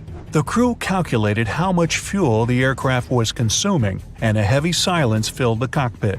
The pilots had nothing to do but face the awful truth. The plane didn't have enough fuel to reach San Francisco. Neither could it return to Honolulu. Captain Ogg sent a radio message to the U.S. Coast Guard. Pan Am 90943, Flight 6, declares an emergency over the Pacific. At that time, a Coast Guard cutter was always on patrol between Hawaii and the California coast. Such ships passed on radio messages to the nearest airplanes and provided them with weather information. They were usually placed near the points of no return. Those were the areas where a plane would have already burned so much fuel that it wouldn't have a chance to turn back if something went wrong. That night, the Coast Guard cutter was the 255-foot Pontchartrain, and William Earl was the commander. The plane headed toward the ship and leveled off at an altitude of 2,000 feet. Then it started to fly above the ship in 8-mile circles, waiting for daylight. It was crucial to see the surroundings because the pilots had to keep the aircraft's wings level with the ocean, and it would be impossible in the dark. During the day, it would also be easier to rescue all the passengers. The captain's decision to ditch the plane carrying 24 passengers and 7 crew members wasn't an easy or hurried one. He had to weigh numerous factors. Should I get rid of the fuel to make the plane lighter? Should I land now or wait until daylight and better visibility? But one thing was crystal clear. Having lost 2 engines, the plane was burning the fuel too fast. There was no other solution but to ditch into the ocean. As the Stratocruiser was circling the Coast Guard cutter, it managed to climb from 2,000 to 5,000 feet. It caused the plane to consume more fuel and become lighter, which was a good thing. The lighter the aircraft, the longer it would float on the surface. Plus, it lowered the risk of fire after a crash landing. The captain knew about an accident that had happened with another Pan Am Stratocruiser. That time, the plane's tail broke off. That's why Captain Ogg asked the passengers in the back to move toward the front part of the plane. Those who were sitting by the engines had to relocate too. Flight attendants removed all loose objects in the cabin and explained to the passengers what to expect. Since the problem started, the crew members had been doing their best to calm down the terrified people. When the passengers found out the plane was going to circle and wasn't landing in the dark, they were hugely relieved. Another comforting thought was that the Coast Guard cutter was out there, ready to provide them with as much help as possible. Luckily, the weather was good, and the ocean was very calm. At 5:40 a.m., Captain Ogg informed the cutter he was ready to ditch. The ship left a thick foam path in the water to help the pilots understand their height above the surface more clearly. At 6:15 a.m., the plane touched down. It was still moving at a speed of 105 miles per hour. It had already traveled several hundred feet along the surface and started to slow down when the worst possible thing happened. One of the wings hit a wave, The aircraft rotated nearly 180 degrees and its tail broke off.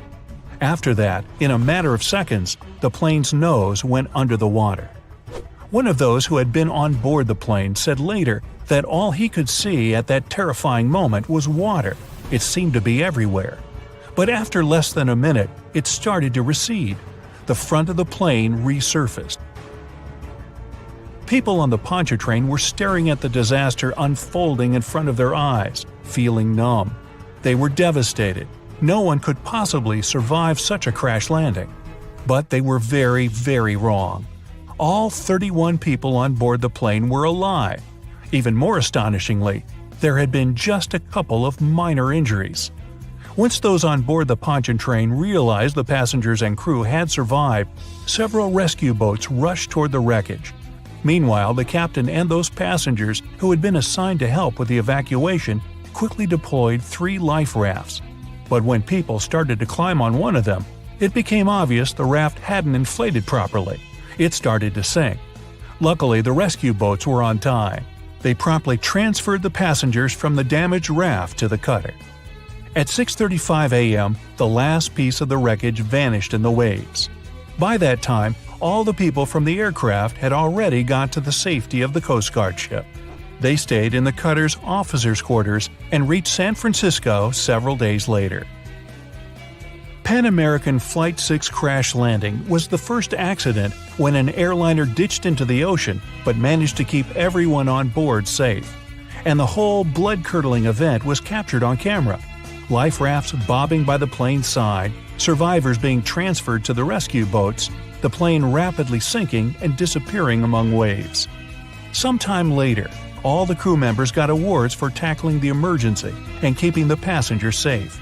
Captain Richard Ogg was the first person to receive the Civilian Airmanship Award presented for the most outstanding skills and heroism. Her name is Lillian Boyer. Wait a minute, why is she standing on the wing of an airplane? Well, from 1921, Lillian made a living doing completely crazy mid-air stunts on planes. She really knew how to put on a good show, and she became famous all over the United States. But Lillian started her unusual career completely by accident. She was a regular 21-year-old waitress at a Chicago restaurant. That changed when 2 pilots named Elmer Partridge and Johnny Metzger became frequent customers there. One day, they offered Lillian a ride in their old biplane, a Curtiss JN-4D Jenny. She agreed, and they headed over to the local airport. Soon, Lillian was in the air. It was the first flight of her life, and she was incredibly excited. Flying didn't scare her at all. In fact, with a strong wind blowing in her face and the noise of the engine ringing in her ears, Lillian realized that planes were her calling. 4 days later, Partridge asked her if she wanted to take another flight. This time, Lillian decided to do something bold.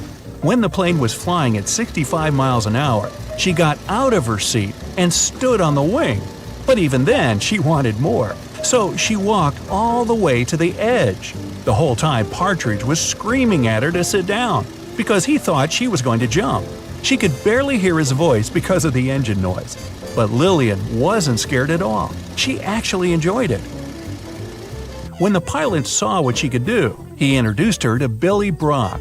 He worked at the Chattanooga airport and was looking for someone who could do tricks on the wing of a plane.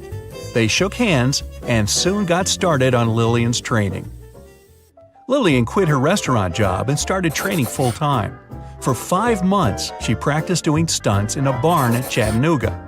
She used a model plane which had soft mattresses placed underneath it for safety. She did gymnastics with an instructor, as well as running and other sports, and she changed her eating habits. Soon, she was ready for a real flight. And she proved she was the best.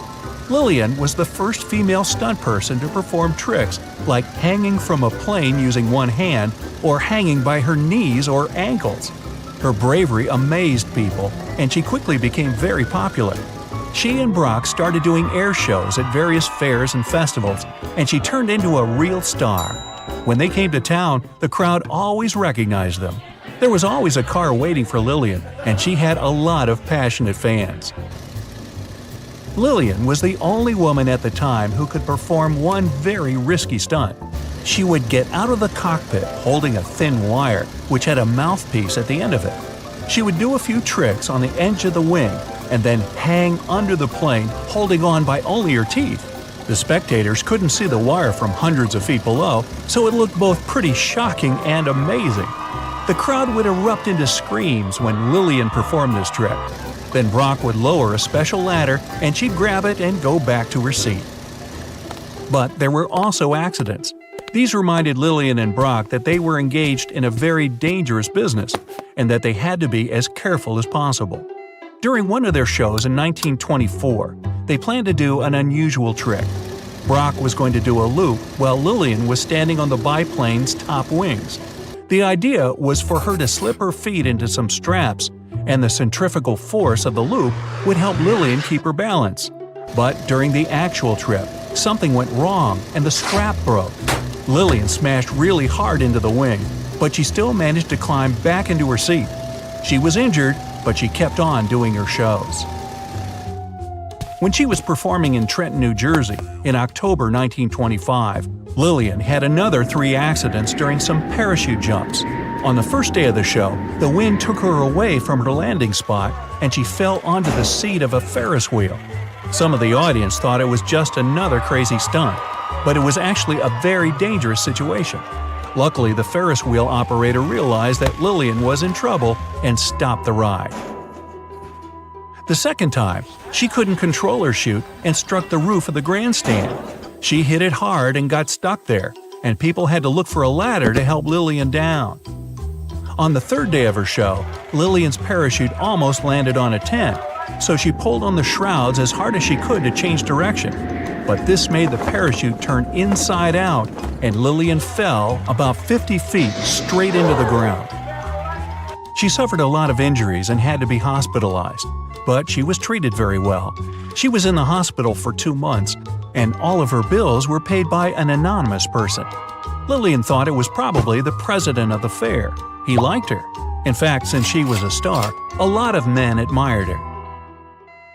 But she didn't risk her life for money or fame. Lillian did all this for herself. Brock got almost all the money from their performances, and that was her decision. They usually perform for 2 or 3 days straight, or even a whole week. They were paid $1,000 to $1,200 for one performance, but Lillian only got $100. As she said herself, that was a decent amount of money, and it was enough for her.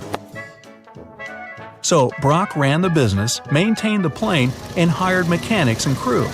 But their show was called Lillian Boyer's Flying Circus, and there was a reason for that. Brock was in love with Lillian. Constantly working together made the two of them close. It didn't work out though.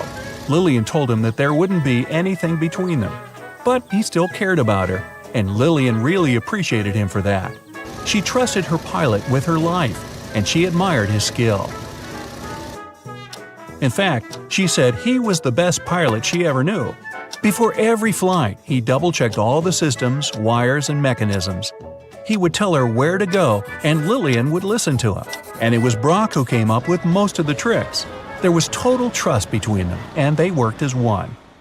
After Brock passed away, Lillian kept doing stunts with another pilot, but she couldn't trust him like she had trusted Brock. One of her signature tricks was switching from a car to a plane, but she never did it with the new pilot. During her stunt career between 1921 and 1928, Lillian performed 352 shows in 41 U.S. states and Canada. She performed 143 changes from a car to a plane and made 37 parachute jumps. But in 1928, low-altitude flying was banned, and so dangerous stunts performed on the wings of airplanes became history. Almost half a century later, Lillian once again became a celebrity at the San Diego Aerospace Museum. An entire section of it was devoted to her incredible achievements. Lillian was the guest of honor at all the events there. One evening, she was given one of the most pleasant surprises of her life. It was a flight on a Boeing PT-17 biplane. This time, now in her 80s, Lillian didn't walk on the wings or perform dangerous stunts. But when she landed, She admitted that she really wanted to. The pilot had told her not to get out of the cockpit. Plus, she couldn't trust him as much as she had trusted Brock.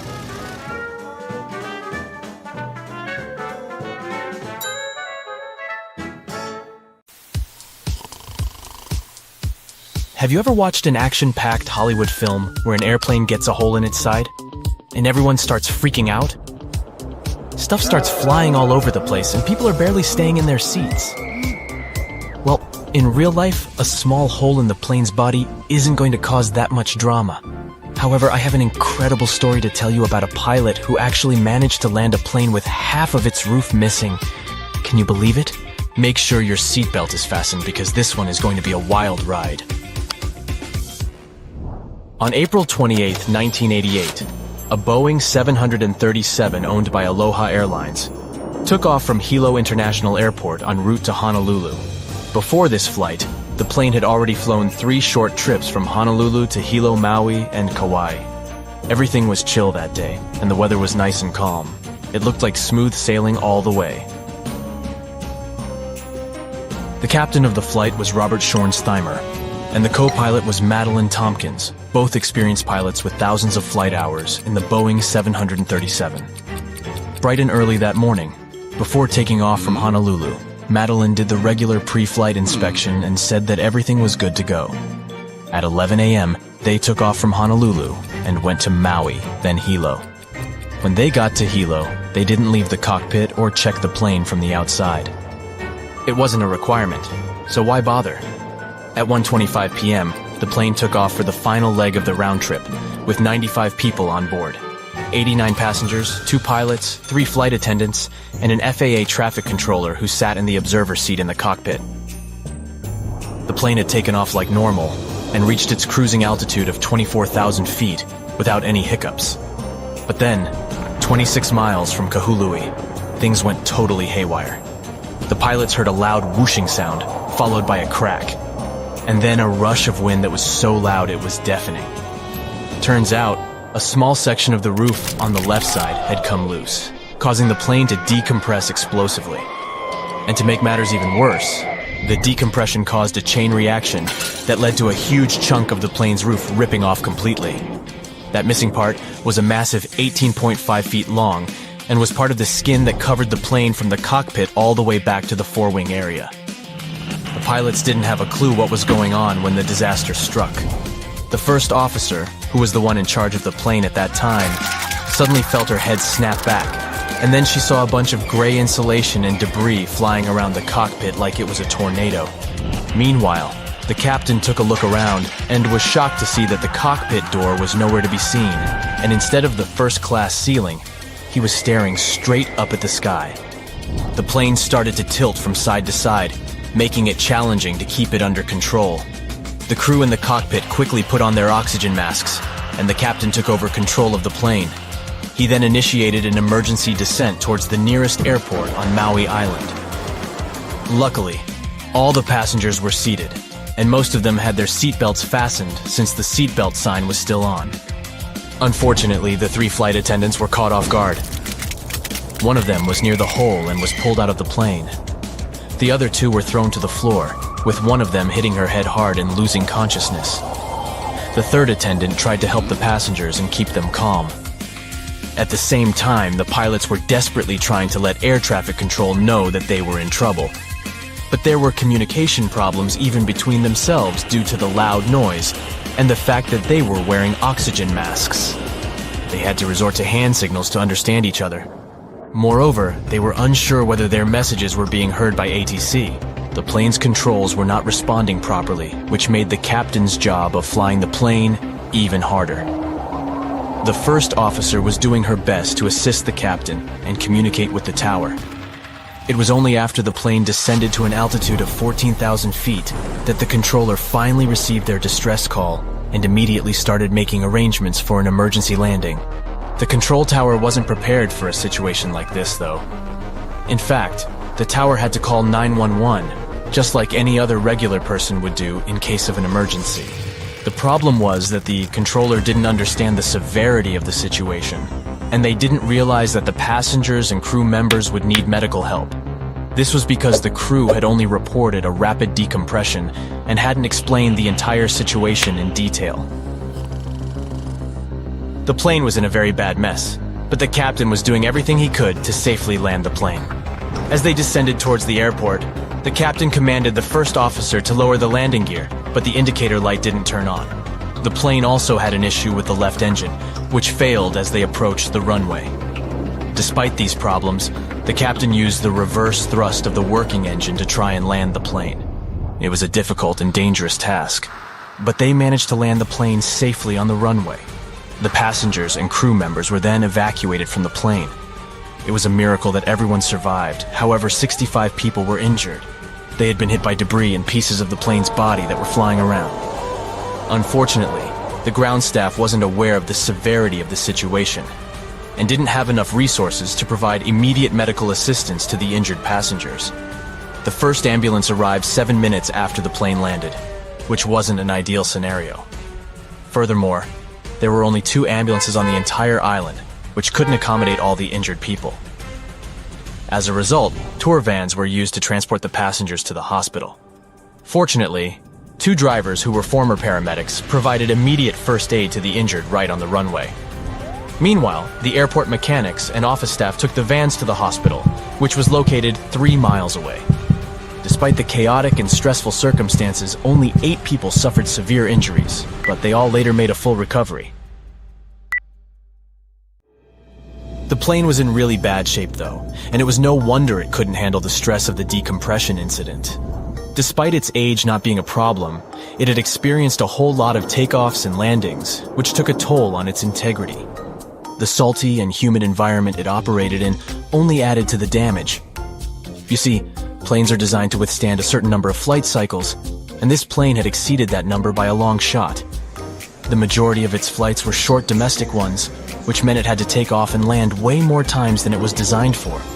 This is what ultimately led to the roof coming off during the flight. The poor condition of the plane meant that it was beyond repair and had to be dismantled right there at the airport. What's interesting is that in an interview after the accident, one passenger recalled that she had noticed a crack in the plane's fuselage while she was boarding. She didn't tell the flight crew about it because she didn't think it was worth it, so they didn't know to check it. It's important to remember that these types of accidents are very rare nowadays. Major airlines and airports take numerous steps to ensure safety, and according to Harvard University, the chances of being in an airplane accident are about 1 in 1.2 million. That's a tiny percentage, and I don't know about you, but I find that very comforting. And even if something did happen, such as the roof of the plane coming off, it's reassuring to know that the pilots are trained to handle emergencies and can still land the plane safely.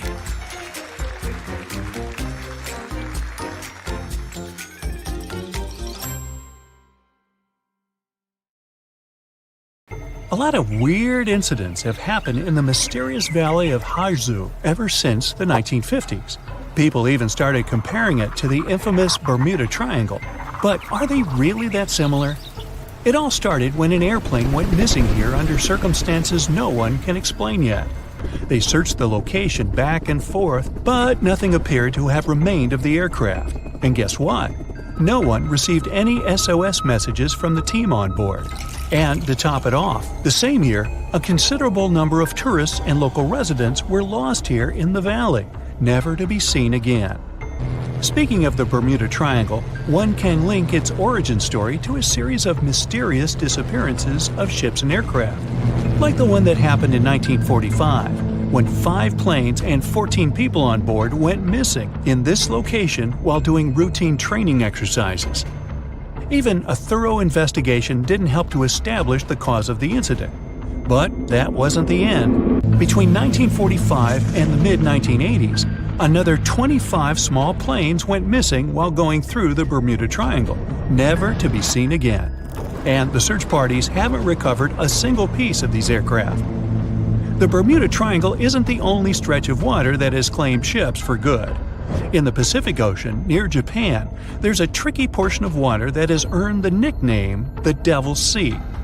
The best known out of all of these disappearances is that of a fishery patrol vessel that went missing in 1953. On board were 31 crew members and scientists who were looking to investigate a recently formed volcanic island. What happened to the ship and all the people on board? We'll never know, I guess, since they never found the ship or the crew members, and there was literally no trace of them left behind. Back in 1911, a standard train was scheduled to depart from a railway station in Rome, hoping to reach the city of Milan. Needless to say, none of the 106 passengers ever made it to the destination, and no one has ever seen them again. What happened to these people and to their train? Were they really lost forever? Some people seem to believe this isn't the case. As it was completing its journey, the train was supposed to pass through a long tunnel. It did enter it, but never came out the other end of the tunnel. Nothing was left of the train, and it seemed like it literally just vanished into thin air. Only 2 of the passengers were found, but they were quite unwell at the time, and their stories did not seem to make much sense. They spoke of a dense fog that they simply jumped out of because they got so scared. 15 years later, a story spread about a group of 104 Italian people that popped up in Mexico City, claiming they had arrived by train from Rome. If that's not weird enough, the story appears to have been reported back in 1845, 66 years before the train even departed in the first place. Of course, nobody at the time actually took these people seriously, but you can't help but wonder, did they actually time travel via the Roman tunnel, or is it just another urban myth? What do you think? The Lost Colony is the story of a strange phenomenon that happened back in the late 1500s. A group of people from England had moved into a colony on Roanoke Island off the coast of present-day North Carolina. But they soon realized they didn't have enough supplies. To fix this, the colony's governor decided to head back to England to get some. He didn't manage to come back for another 3 years. When he finally did, he was astonished at what was left behind. Nothing. The entire population of the colony was gone. The only reminder of what had been there was a single word carved into a tree. To this day, nobody knows what might have happened to these people or what the carved word means. A lighthouse without an operator? You might think that can't possibly be true, but hear me out. Located in the northwestern part of Scotland are the Flannan Isles. There's nothing fancy about them since they're nothing more than a bunch of rocks and grass. But there is a famous lighthouse here hiding a dark secret. In 1900, all 3 of the lighthouse's keepers mysteriously disappeared, never to be seen again. Ever since, the islands have been completely abandoned. The lighthouse became one of those with an automated system in the 1970s. No list of places where things go missing could be complete without this mysterious forest located in Transylvania, a region in Romania. And no, it has nothing to do with the famous Count Dracula, if that's what you're thinking. It's called the Hoya Forest, and it's a place that has seen quite its share of unusual phenomena. Not only do people go missing here, but others have experienced all sorts of weird noises, from female voices to whispers. Some people claim to have time traveled between the spooky trees of the Hoya Forest. They say they had literally skipped a few hours before they went back. The Yellowhead Highway is a stretch of road located in British Columbia, Canada. One section of the road has received a lot of attention throughout the years, starting with the 1960s because of some mysterious disappearances. These events have earned it the nickname Highway of Tears. There is no reasonable explanation as to why people keep going missing here. What is more striking is that most of these people were young women. This triangular area that stretches above the desert and the Sierra Nevada mountains in the state of Nevada received quite a bit of attention because of a disappearance that happened back in 2007. A record-setting sailor, aviator, and adventurer named Steve Fawcett flew here in a small plane and then disappeared. They searched for Fawcett intensively for months, but didn't find any traces of him or the aircraft. 1 year later, the mystery of Fawcett's fate was finally solved when a hiker came across his ID cards, and later a search party found the plane's wreckage. It's one of the most visited natural resorts in the world, but Yosemite National Park carries some dark secrets of its own. Despite its beauty and abundance of wildlife, A total of 45 people went missing right here in this location. No one knows what happened to them. Hey, maybe we should ask the local bears. They might know something. There are even stories of people that disappeared from one region of the park only to pop up in a completely different location. This hasn't stopped over 3 million people that visit the park each year from wandering around this location, though. Whenever a ship happens to sink, you'd expect to at least find pieces of it on the bottom of the sea, right? Well, not if you're traveling through Lake Superior. It's located along the border of the United States and Canada, and became famous because of the great number of ships that went missing here. It may have something to do with the stormy winds, of course, but that doesn't explain why some ships simply vanish altogether, without a single piece of them ever to be found, not even at the bottom of the lake. It does gather a lot of tourists each year, though. They come here to scuba dive and see the remains of some of the ships that still lie here. The bottom of this lake even contains what's left of the notorious SS Edmund Fitzgerald.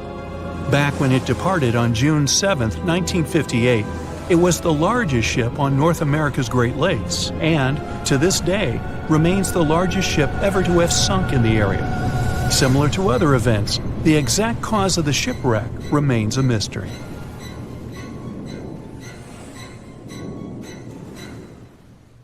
The moon shines brightly and illuminates the black water of the ocean. Thick fog descends on it in ominous silence. Then, it's suddenly broken by the creaking of wooden boards, followed by a rippling of the waves. Through the fog, you see the outline of an old, large ship. Its hull is rusty, and a strange cold is coming from it. But the most unsettling thing is that there's no one on the deck. The ship sails without a crew.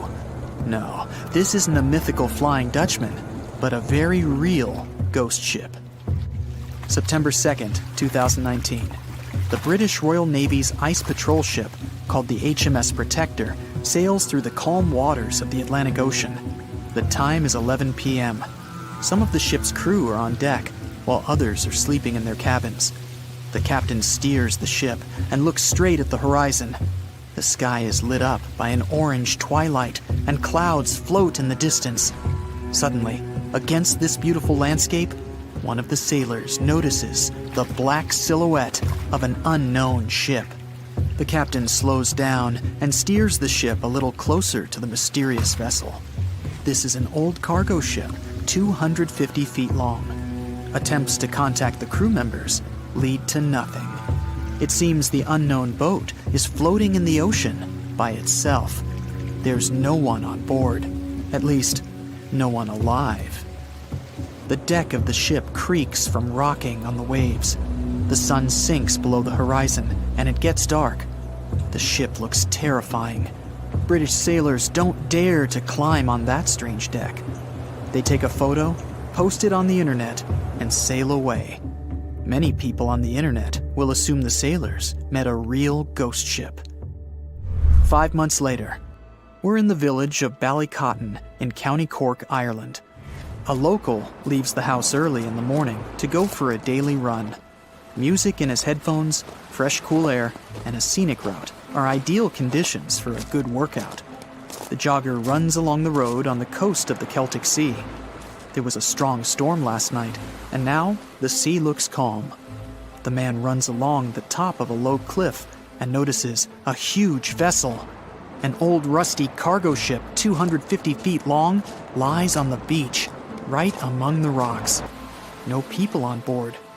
It seems the ship has been here for ages, but the local is sure this vessel wasn't here yesterday. A little later, it turns out this is the same ship that the sailors from the HMS Protector saw 5 months ago, thousands of miles from this place. The cargo ship, called the Alta, was built in 1976. Nobody knows who used it all this time and for what purposes. It's only known that in 2017, the ship was purchased by a new owner and marked with the flag of Tanzania. It's important to say that almost all cargo ships are equipped with AIS, Automatic Identification System, which is needed to track ship movements in the ocean. Since 2015, something strange started happening with the Alta's AIS. The ship disappeared from the satellites, then reappeared again. Over the past few years, this ship had changed several names and flags.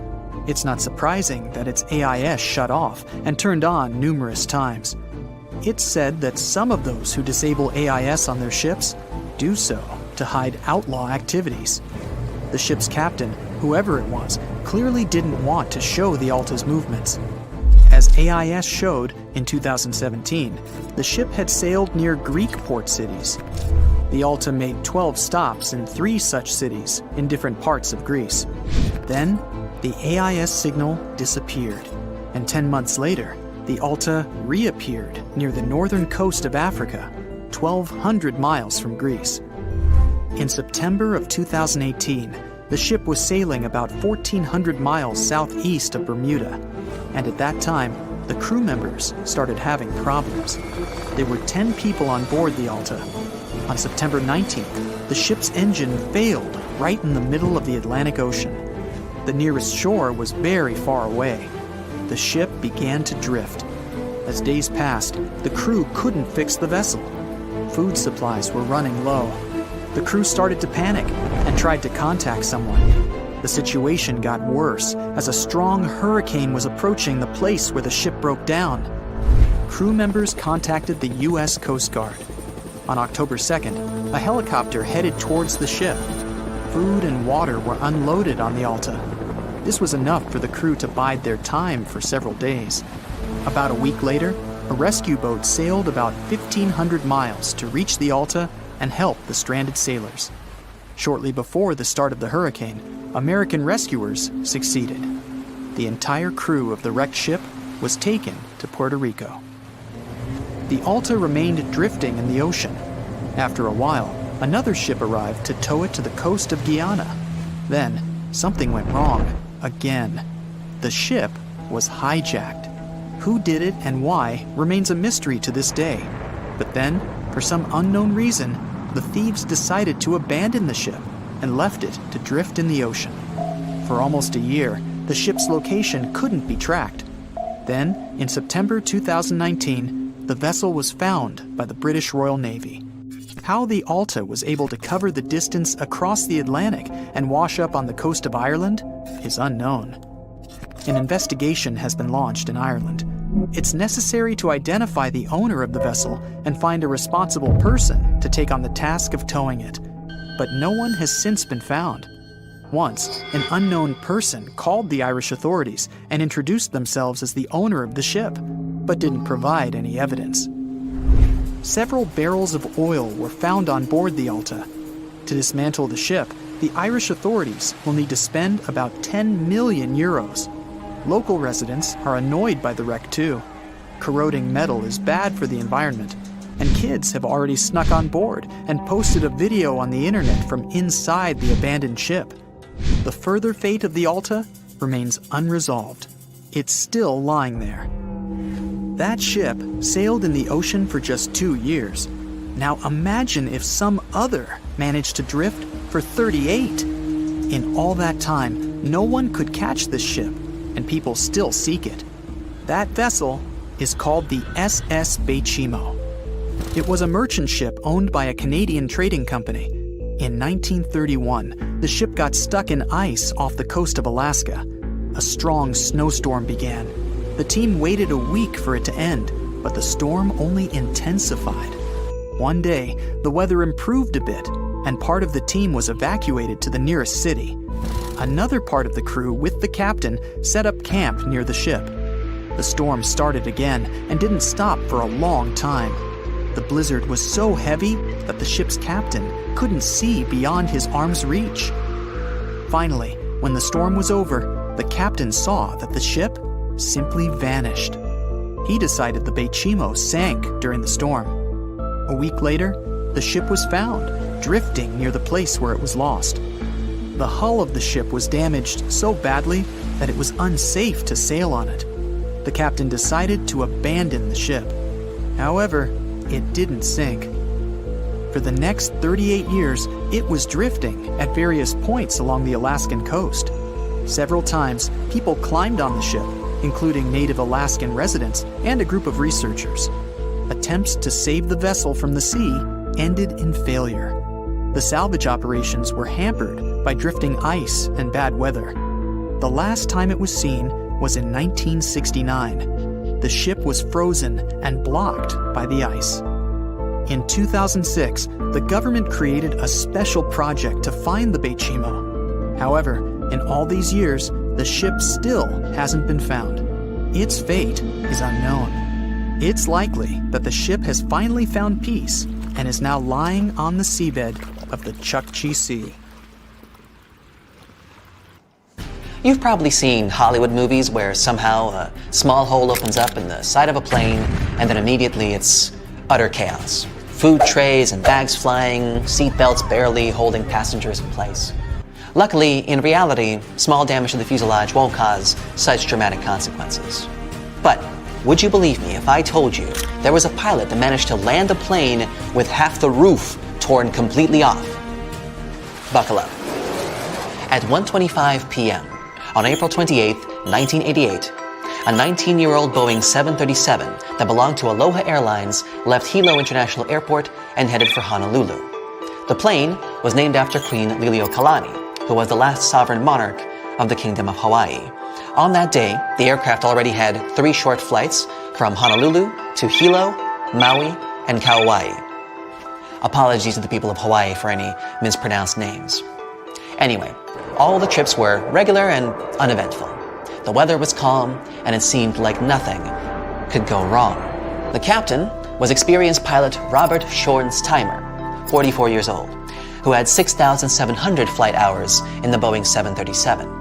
The first officer was Madeline Tompkins, 36 years old, who had flown more than 3,500 hours in the very same Boeing model. Early in the morning, still in Honolulu, the first officer had conducted the regular pre-flight inspection and announced that the plane was ready for the flight. At 11 a.m., the plane left Honolulu and headed for Maui and then to Hilo. When the plane arrived at the destination, the pilots didn't leave the cockpit or inspect the aircraft from the outside. After all, it wasn't a requirement, so they didn't have to. Following schedule, the plane started the last leg on the routine round trip at 1:25 p.m. There were 95 people on board the aircraft, 89 passengers, 2 pilots, 3 flight attendants, and an FAA traffic controller who stayed in the observer seat in the cockpit. After a normal takeoff and ascent, the plane got to the usual cruising altitude of 24,000 feet, and then, at about 1:48 p.m., 26 miles away from Kaului, the unexpected happened.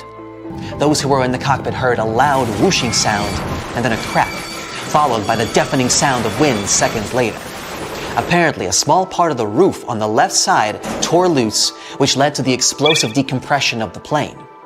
But the worst thing was that the decompression caused a ripple effect, which led to a huge section of the airplane's roof to tear off completely. The length of the missing part was 18.5 feet long. It was all part of the aircraft's skin that covered the plane from the cockpit back to the forewing area. At first, the pilots didn't realize what had happened. The first officer, who was in control of the aircraft at that moment, felt her head jerk backward, and she noticed debris and gray pieces of insulation flying chaotically around the cockpit. When the captain turned his head, he saw that the cockpit door had disappeared, and instead of the first-class ceiling, he was staring at a clear blue sky. The plane started to roll from side to side, and it was becoming increasingly harder to control.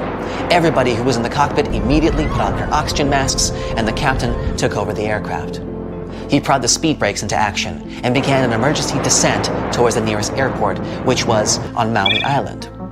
Luckily, all the passengers were in their seats at the moment when the accident happened, and since the seatbelt sight was still on, everyone had their seatbelts fastened. However, all 3 flight attendants were standing along the aircraft aisle.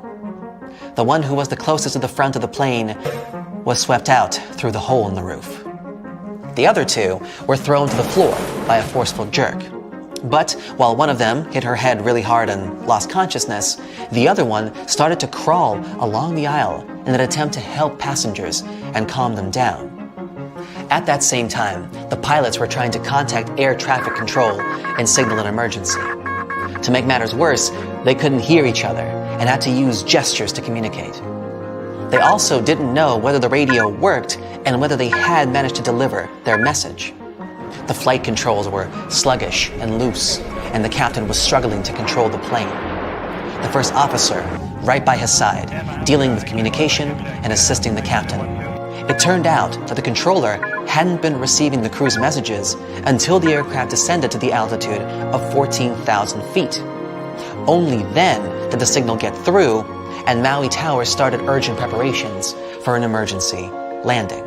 The problem was that at that time, in case of an emergency, the airport control tower had to dial 911 just like anyone else. On top of that, the controller didn't catch that the passengers and crew members would need medical help. After all, the crew only announced that they had experienced a rapid decompression, so the controller wasn't aware of the entire gravity of the situation. In the meantime, the plane had already dropped to a height of 10,000 feet above sea level. The captain removed his oxygen mask and withdrew the speed brakes.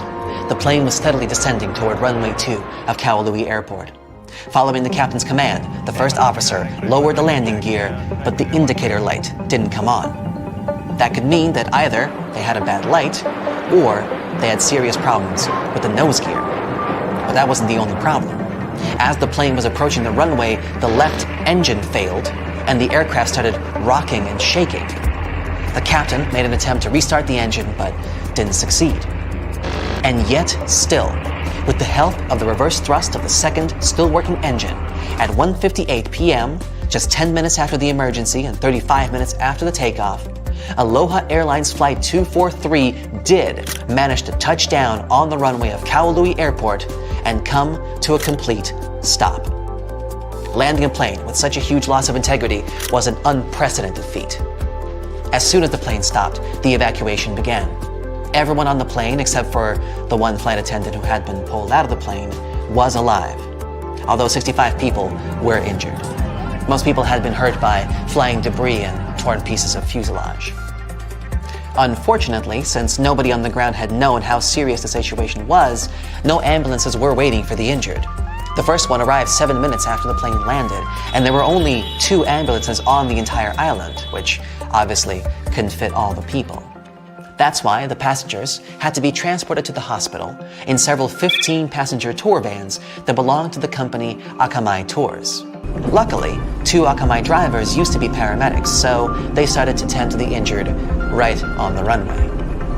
Meanwhile, airport mechanics, as well as office staff, drove the vans to the hospital, which was 3 miles away. Luckily, there were only 8 serious injuries, from which all of these passengers later recovered. As for the plane, it was damaged beyond repair and later dismantled right at the airport. The missing part of the roof disappeared and was never seen again. But what could cause such a terrible accident? The problem wasn't the age of the aircraft. 19 years isn't that old for a commercial plane, and it hadn't accumulated too many flight hours before the accident happened. But the 35,500 flight hours the plane had traveled included 89,680 takeoffs and landings, which are also called flight cycles. The reason for such a huge number was that the plane performed mostly short domestic flights between the islands. And this number exceeded the number of flight cycles the plane was designed for twice over. Besides, the plane traveled in a salty and humid environment, which also added to the wear and tear. Interestingly, during one interview that followed the accident, passenger Gail Yamamoto remembered that she had spotted a crack in the fuselage when she was boarding. Unfortunately, she was the only one who had seen the damage, and the woman hadn't thought that the crack was important enough to inform the crew. It's important to stress that these kinds of accidents are extremely rare these days. According to Harvard University, given all the steps and measures major airlines and airports take to ensure safety, the odds of you being in an airplane accident is roughly 1 in 1.2 million. That's a 0.0000083% chance. I don't know about you, but I like those odds. And even if something were to happen, like, for example, half the roof falling off, it's a great comfort to know that your trained pilots can still land the plane relatively safely. There are so many ways to make airplanes safer. For example, they could have ejector seats so that every passenger could be rescued. In reality though, it's way more difficult than it sounds. If there were ejector seats, your trip would be very different. Everyone would have to be strapped into a seat with a harness to make sure they wouldn't fall out of it. Then you would have to wear an oxygen mask all throughout the flight. An emergency can occur at any time. Then, ejection in itself is a big pressure on your body. Even fighter pilots who are physically prepared can still suffer severe injuries. For an average person, this process wouldn't be safe. So, however cool it sounds, ejection seats aren't very practical and are actually quite dangerous. Okay, well, at least they could have a parachute for each passenger. But this wouldn't be very useful either. Parachutes only sound like they can save many lives. First, having them isn't efficient. They're very costly and heavy. So a plane would need to burn more fuel while flying if there were parachutes on board. It would all be worth it though if parachutes could make an actual difference to the safety of people, but they can't. Commercial planes aren't designed in a way that would make it safe to jump out of them, especially with a couple hundred people on board. Next, passengers aren't trained to use them. Imagine there's an emergency. The plane is falling, and 200 people are trying to deal with a parachute for the first time in their lives. It would be an absolute mess. Lastly, it's not safe to jump from the high altitudes planes fly at. So, oxygen masks, life vests, and boats are the best life-saving equipment, and every plane has those. You know those huge engines that they have under the wings? Yeah, look at them. They don't look safe at all. Birds can get pulled in, and it actually happens. They could at least put a grate in front of the rotating parts to prevent birds from getting in there. Turns out those engines pull inside huge amounts of air, and this is crucial for them to work properly. The more air gets swallowed, the more air gets compressed, mixed with fuel, and burned. And then, more of it gets pushed out from the other side, keeping the plane going. A cover at the front would be a barrier, significantly reducing the air inflow that is crucial for the proper work of the engines. And this would endanger the passengers. But hey, don't be too upset. Birds fly way lower than planes do, so they're only in danger for a few minutes at the beginning of the flight while the plane is climbing altitude, and at the very end when the plane is landing. So very few of them ever get pulled in, and if they do, it's never a threat to the engines or passenger safety. Planes also don't change up the gears like cars do, so technically they can't go backwards. The reason for this is that planes don't need to go backward. They can just turn around and move in the opposite direction, but face first. The only time when they need to move backward is when they have to get to the gate. And for those times, there's help. Pushback tractors. Those are small vehicles that can connect to airplanes and move them in the required direction. Watch out for those next time you fly. But technically speaking, planes can go backward if the engines start pushing the air forward instead of backward. But this is very dangerous for everyone around. One of the very few cases when they do it is during landing, to help slow the airplane down. There are cameras on the outside that let pilots navigate taxiways better. They come in especially handy during tricky maneuvering. But do you know there are also cameras in airplane cabins? You can relax, there are no cameras in the lavatories. But yes, they are there in the cabin, and for security reasons only. Flight attendants monitor them to see what's not visible from their own seats. Of course, flight attendants can check everything just by walking down the cabin, and that's exactly what they do most of the time. So, cameras are mostly used during takeoff and landing, when everyone, including flight attendants, is supposed to sit down, as those are the most dangerous stages of a flight. Notice that it's exactly during these stages that the rules are particularly strict. All electronic devices should be turned off or put on airplane mode, and big electronic devices should be stored away. Window blinds should be raised and tables folded. Seats should be put in the upright position. You need to have your seatbelt fastened, and so on. This is all done for safety and to ensure fast evacuation in case of emergency. So let's discuss these rules. Airplane mode on electronic devices is important to make sure that the signals that devices transmit don't interfere with the plane's electronic systems. If they interfere, they will block the radio's frequency pilots need to get their instructions. Do you remember that clicking sound a speaker makes right before your cell phone gets a call if the two devices are close? This is the sound pilots might hear while communicating with air traffic control. Now, putting away large devices like laptops is important because they might turn into obstacles if you need to get out of the plane fast in case of an emergency. All the pathways should be as clear as possible. This is why everything should be packed away, seats straightened, and tables folded. There should be nothing blocking anyone's way. And lastly, window blinds. The lights on the airplane get turned off too. Those two things are done to make sure your eyes get used to the natural light outside the aircraft. Imagine it's night, some emergency happens, and the lights that were left on suddenly go off. People need to evacuate as fast as possible, but their eyes aren't adjusted to the dark yet, and they can't see anything. This will slow everyone down. If the lights inside are out, people get used to the darkness and will be able to evacuate faster. The same goes for window blinds. If it's day and they are raised, people are used to the light outside and can evacuate faster.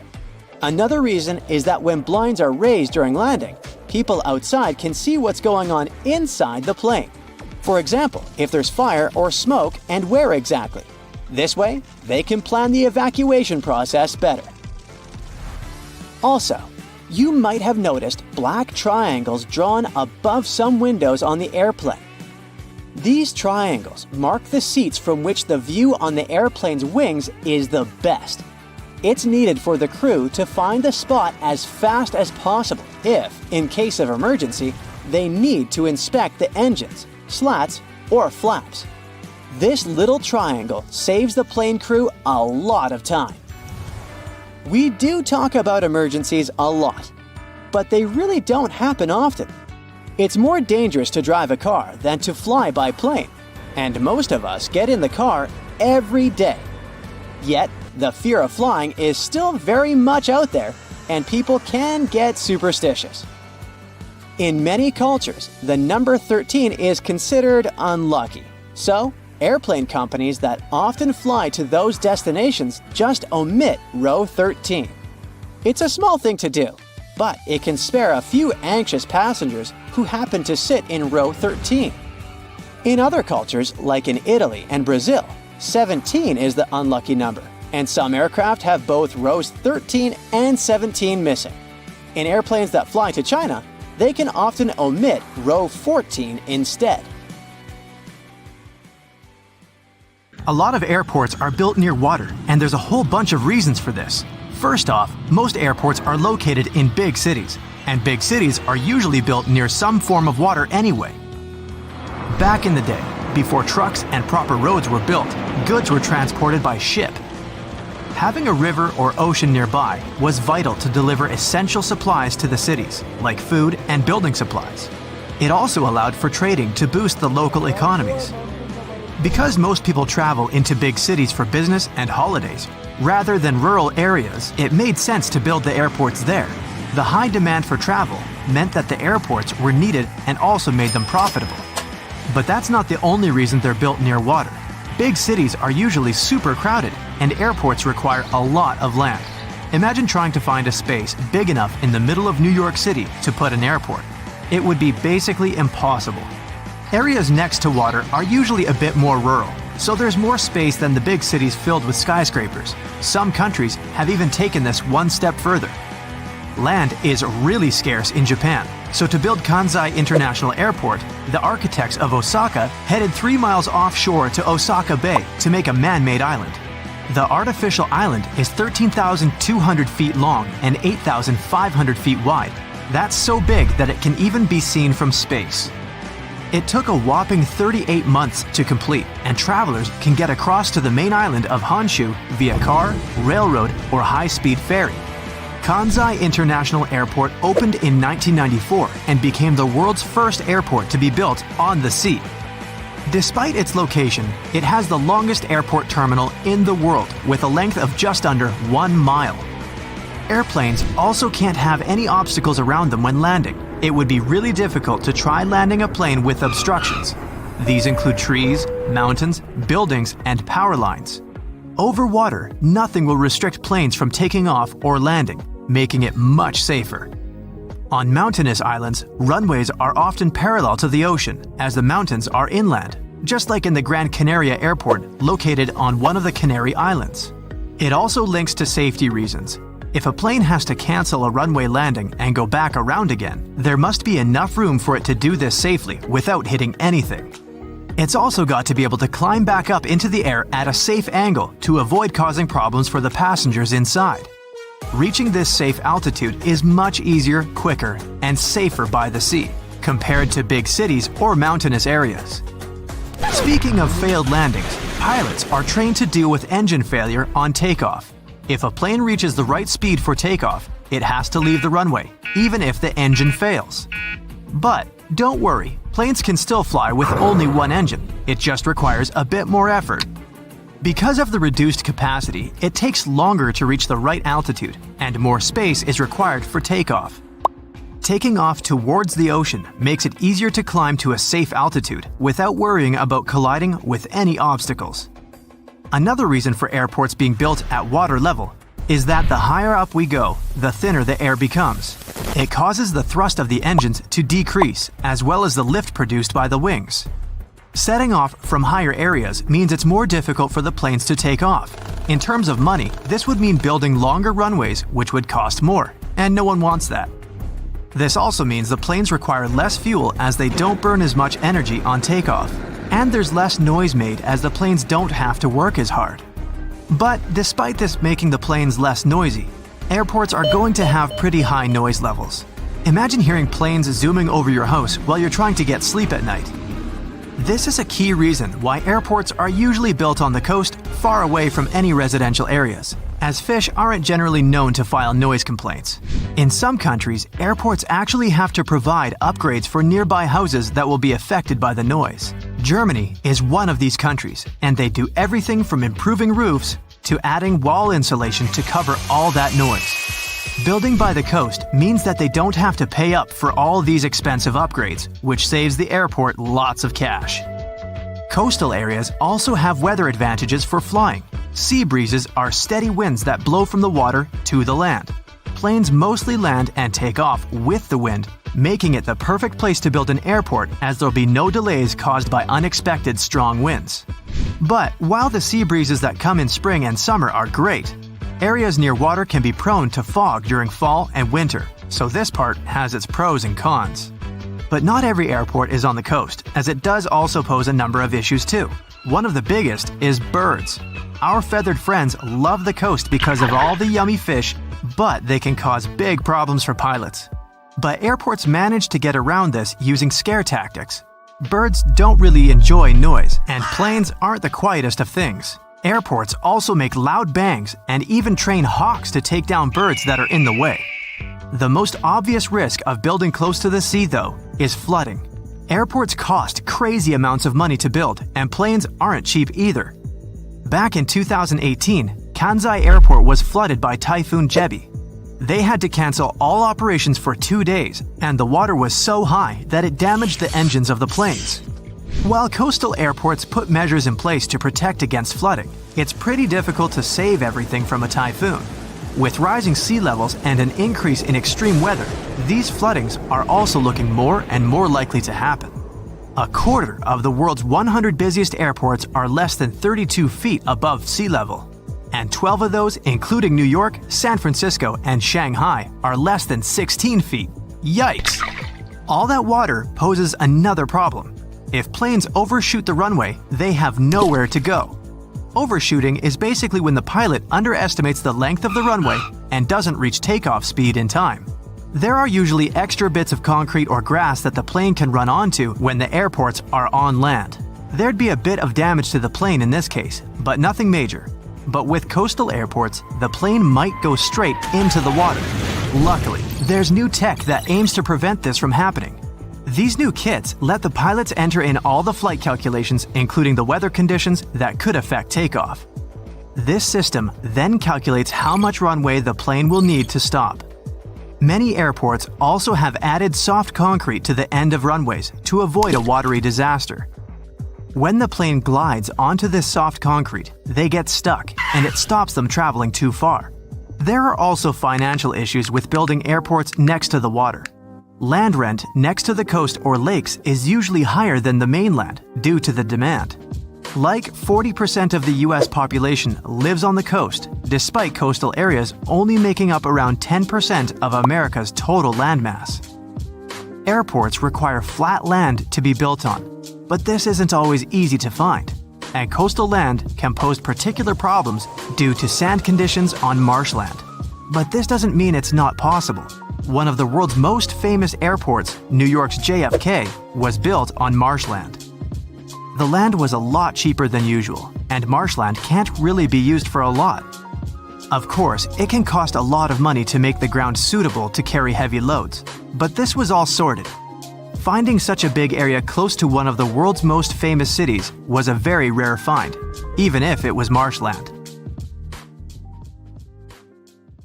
The Himalayas have some of the highest peaks in the world, including Mount Everest. But it's no surprise airplanes find it difficult to navigate the area.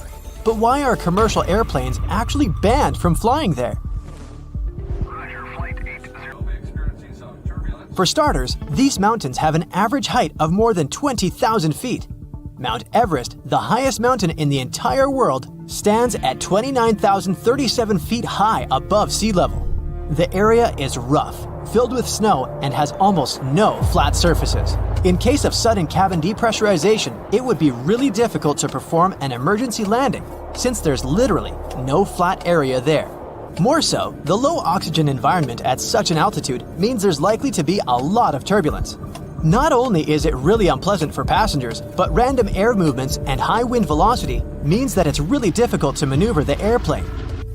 This area is also quite low populated, so there's not much there in terms of radar systems.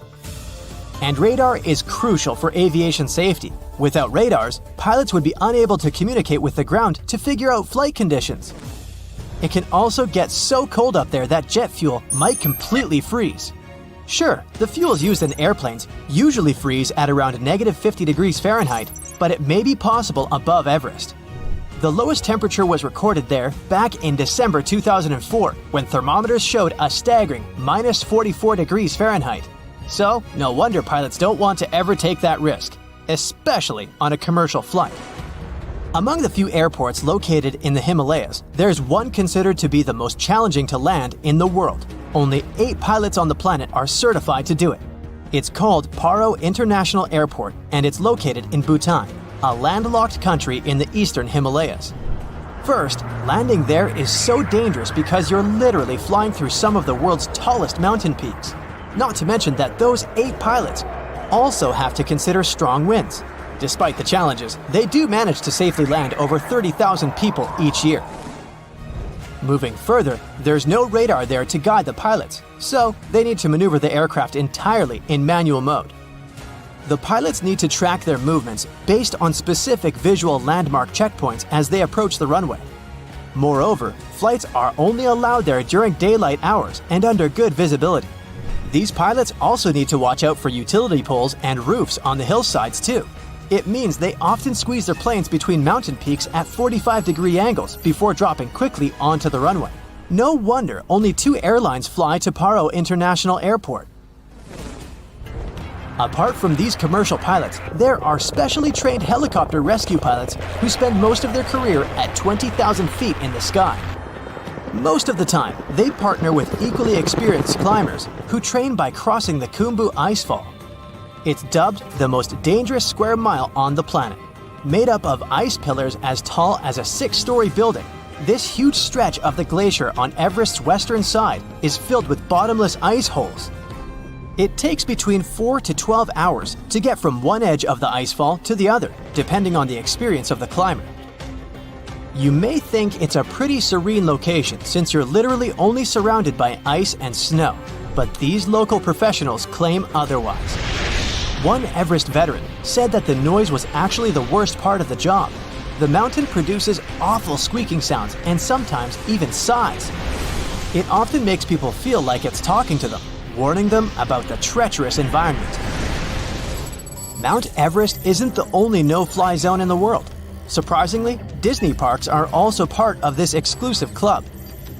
So you won't ever be able to look out of your plane window and see the beauty of fairy tale castles from up above. In recent years, a lot of crowded tourist attractions, including Disney parks, have increased their security measures to make sure their visitors are as safe as possible. As such, no aircraft is allowed to fly within 3,000 feet of Disneyland in California or Walt Disney World in Florida. It was initially a temporary ban, but this rule became permanent back in 2003. Some other places don't have planes flying over them because of their historical importance, like Machu Picchu, located in the Peruvian Andes Mountains. There's also a large number of rare wildlife species and plants that grow exclusively in this area. It's crucial that they're protected as well as possible. What does it have to do with planes not flying over that area? Firstly, it reduces the volume of harmful chemicals in the area. Secondly, if a plane ever needed to perform an emergency landing in this location, it'd cause irreversible damage to buildings and wildlife. Surprisingly, planes can fly over the Greek Parthenon in Athens, but with one condition: not to get closer than 5,000 feet above it. This way, the historical building is kept a bit more protected from any emergency landings, since there are specially designated areas around it. You won't be able to see the Taj Mahal from above either, since it's one of the most important, oldest, and most beautiful pieces of architecture in the world. It also needs added security features. This building dates back to the 1600s. UNESCO announced it a World Heritage Site in 1983. The Indian authorities set up a no-fly zone above it in 2006. They did it to safeguard not only the building itself, but also the crowds of tourists that come there each year, 7 to 8 million people. Buckingham Palace is well known for being the residence of British monarchs. So, for the Queen's security, a no-fly zone was set up here too. Planes aren't allowed to fly over Windsor Castle either, to make sure the royal family is equally protected. Other important British buildings with no-fly zones include Number 10 Downing Street, the British Prime Minister's official residence and office, and the Houses of Parliament. George Washington's home in Mount Vernon, Virginia, can only have planes flying above it at more than 1,500 feet. The historical wooden mansion was built for President George Washington between 1758 and 1778. Unfortunately, the building has seen a lot of damage over the years. So, in an effort to preserve it better, authorities decided to prohibit vibrations produced by flying aircraft. That's why another no-fly zone was established there. It covers the airspace above this National Historic Landmark. That's probably the reason why you'll rarely see pictures of this house from above. Since it's the residence of the US President, it's not allowed to fly over Washington, D.C. It's also the home of Congress and other establishments. So, the authorities set a special flight rules area, stretching for 30 miles around Ronald Reagan International Airport. This means that it's one of the airports with the most precise takeoffs and landings. Pilots have to carefully tackle no-fly zones, which sometimes results in uncomfortable takeoffs for passengers. Whenever a pilot breaks a no-fly zone, it's a big problem, like the one that happened back in 2005, when a pilot accidentally steered the plane into a prohibited zone. The capital had to be evacuated immediately, and their regular activities were interrupted. Other capitals of the world have similar requirements, like Budapest, for example.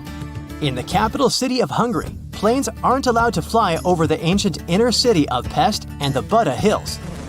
Almost all air traffic is generally prohibited above Paris too, with some exceptions. Aircrafts flying no lower than 6,500 feet. Flying helicopters are also a big no-no within the city limits.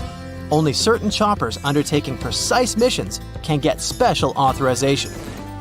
Generally, passenger planes aren't allowed near the island of Manhattan either, partly because of the really tall buildings there and the added risk of collision, but mostly because all three major New York airports, John F. Kennedy International Airport, Newark Liberty International Airport, and LaGuardia Airport are very close to each other, so the air traffic in the area has to be really well thought out to make sure the planes don't cross paths.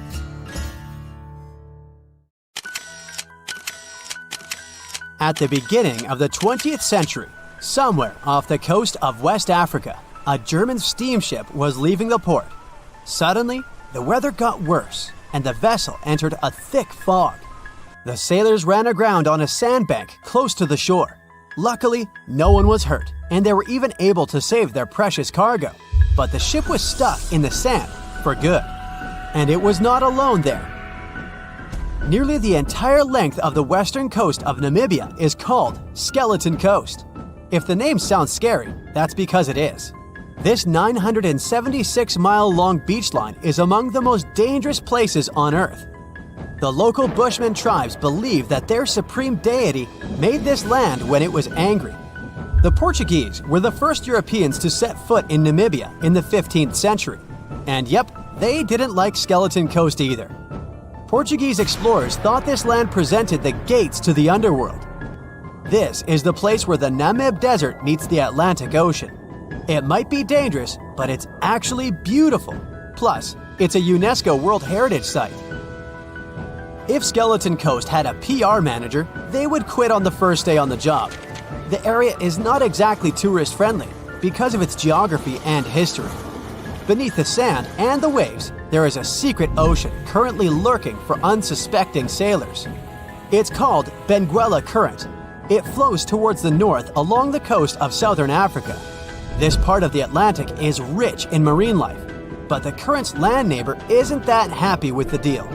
This arid climate created the Namib Desert, one of the driest regions on Earth. And that marine life I just mentioned? It's sharks. 11 species of them to be exact. And yes, the great white decides to pop by once in a while. So far, we've got a desert landscape, strong currents, and sharks. Not a place for a beachside resort, definitely. But if someone ends up on Skeleton Coast, will they know they're in danger? Don't worry, they will. The beach is littered with wrecks of all sizes and shapes. If you remember that German ship I mentioned in the very beginning, its massive and rusted stern is now sticking out from the desert sand. There are some 500 wrecks in total scattered along the coast, and it's a mixed crowd, from Portuguese galleons centuries old to ships that ran ashore here in the 21st century. A modern fishing ship called Zela India managed to slip from its tow rope in 2008 and ended up on Skeleton Coast. Okay, it didn't escape on its own, it had some help from the elements. But it's better to be a tourist attraction on a beach than to be broken up for scrap. That's where the trawler was originally going, poor thing. Skeleton Coast's most famous inhabitant, to call it such a place, is the wreck of the Dunedin Star. The British cargo liner ran aground here in 1942. The massive rescue operation that followed reveals why it's so dangerous for sailors to end up here. The rescuers managed to save all of the crew and passengers, but at a heavy price. An aircraft and a tugboat were lost in the process. It took the last of the rescuers a full 2 months to return home to Cape Town. Why, you might wonder? One look at the map of the region reveals the reason. It's an endless sea of yellow, which is the sand. There are so few roads here, so Skeleton Coast is hard to reach by land. There are also legal obstacles. You need a special permit to drive into the area. But the skeletons in the name of the area don't only refer to ships, they also stand for animal bones. Most of these belong to whales and seals. Many animals have adapted to the area, so lions and hyenas roam the coastline in search of a meal. Yeah, now there are hungry lions as well, as if those sharks weren't enough. Other animals with a temporary residence on Skeleton Coast include elephants, cheetahs, leopards, and giraffes. In 1971, the Namibian authorities established a national park here, but except for surfers, after an adrenaline rush, they don't get many visitors. You can understand why. The Namib Desert is the oldest desert in the world, and it's not very tourist-friendly either. Those who travel to the region should pack sunscreen and a warm winter jacket. A weird combo, right? Well, not so much when you think that during the day, temperatures soar over 110 degrees Fahrenheit. At night, the air temperature drops below freezing. What a climate roller coaster! And that's not the final danger. Yep, there's more. Remember how that German ship got lost in thick fog? Yeah, it wasn't a one-off event. Because of the region's climate, fog shows up frequently. Sailors should cover their ears now, but this fog is actually good for wildlife. This is their only source of water in the Namib Desert. Reptiles and mammals have adapted to the harsh climate. They use as little water as possible. Shifting sands, thick fog, strong currents, lions, and sharks. Not the stuff you would put in a tourist booklet, but Skeleton Coast isn't the only beach on Earth you wouldn't want to spend your vacation on. I will take you to Cape Tribulation in Australia. The area covers some 48 square miles in the northwestern part of the continent. And no, the area is not as dry as Skeleton Coast. It's part of the Daintree rainforest. You could say that here, it is the rainforest, not the desert that meets the ocean. The beach at Cape Tribulation is straight from a postcard. But looks can be deceiving. Australia? Probably sharks. No, crocodiles are out here to get you if you decide to go for a dip in the sea. There are saltwater crocodiles that the locals call salties. Well, that's a cute nickname for such a dangerous reptile. And it's not just them. The wildlife seems to have a beef with visitors. From October to June, the waters around Cape Tribulation are full of box jellyfish. Their venom affects the human cardiovascular system. When touched by a jellyfish out at sea, swimmers won't have enough time to reach land for help. Vinegar helps neutralize the sting, so you might want to keep a spare bottle in your luggage. Crocodiles and jellyfish sound dangerous, but there's one more animal you should look after. It's the wild boar. It might sound funny, but you won't laugh when you're being chased by one of these across the beach. 21 million wild boars live in Australia. They're mostly active at night, making it even more dangerous if they charge at you. The best defense is running in circles. Wild boars can't cut corners well. That's probably why we don't see many of them taking up careers as race drivers. Cape Tribulation has one last danger installed for you, and it's not an animal. Out here, even the trees are plotting against visitors. The stinging tree got its name for a reason. If you try to pick one of its beautiful red berries, it'll fight back. Its prickles are like tiny glass shards. The less than pleasant effect on your skin will last for a month. Then there is this wait a while bush. Who keeps naming them like this? This long vine has spikes that grab hold and just don't let go. They are so strong they can pull a human off a horse. You'll have to wait for someone to come by and save you from this thorny grabber. If you are about to cross this Australian beach from the vacation list, hold on for a second. Tourism is booming here. The local authorities have restricted access to all of the danger zones.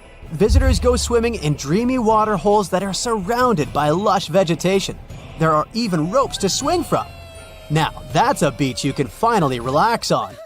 The voyage started just like any other. The cargo ship SS Cotopaxi is making another journey to Havana, Cuba to deliver coal. It's November 29, 1925. For Captain Meyer and his crew, leaving Charleston Port, South Carolina, it will be the last trip the ship ever makes. Its route ran through the Bermuda Triangle.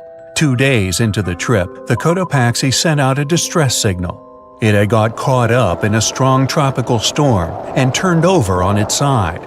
The wind was very strong and there was powerful lightning as well. Rain gradually filled the ship's hold. Then there was a bright white flash, and the ship disappeared without a trace.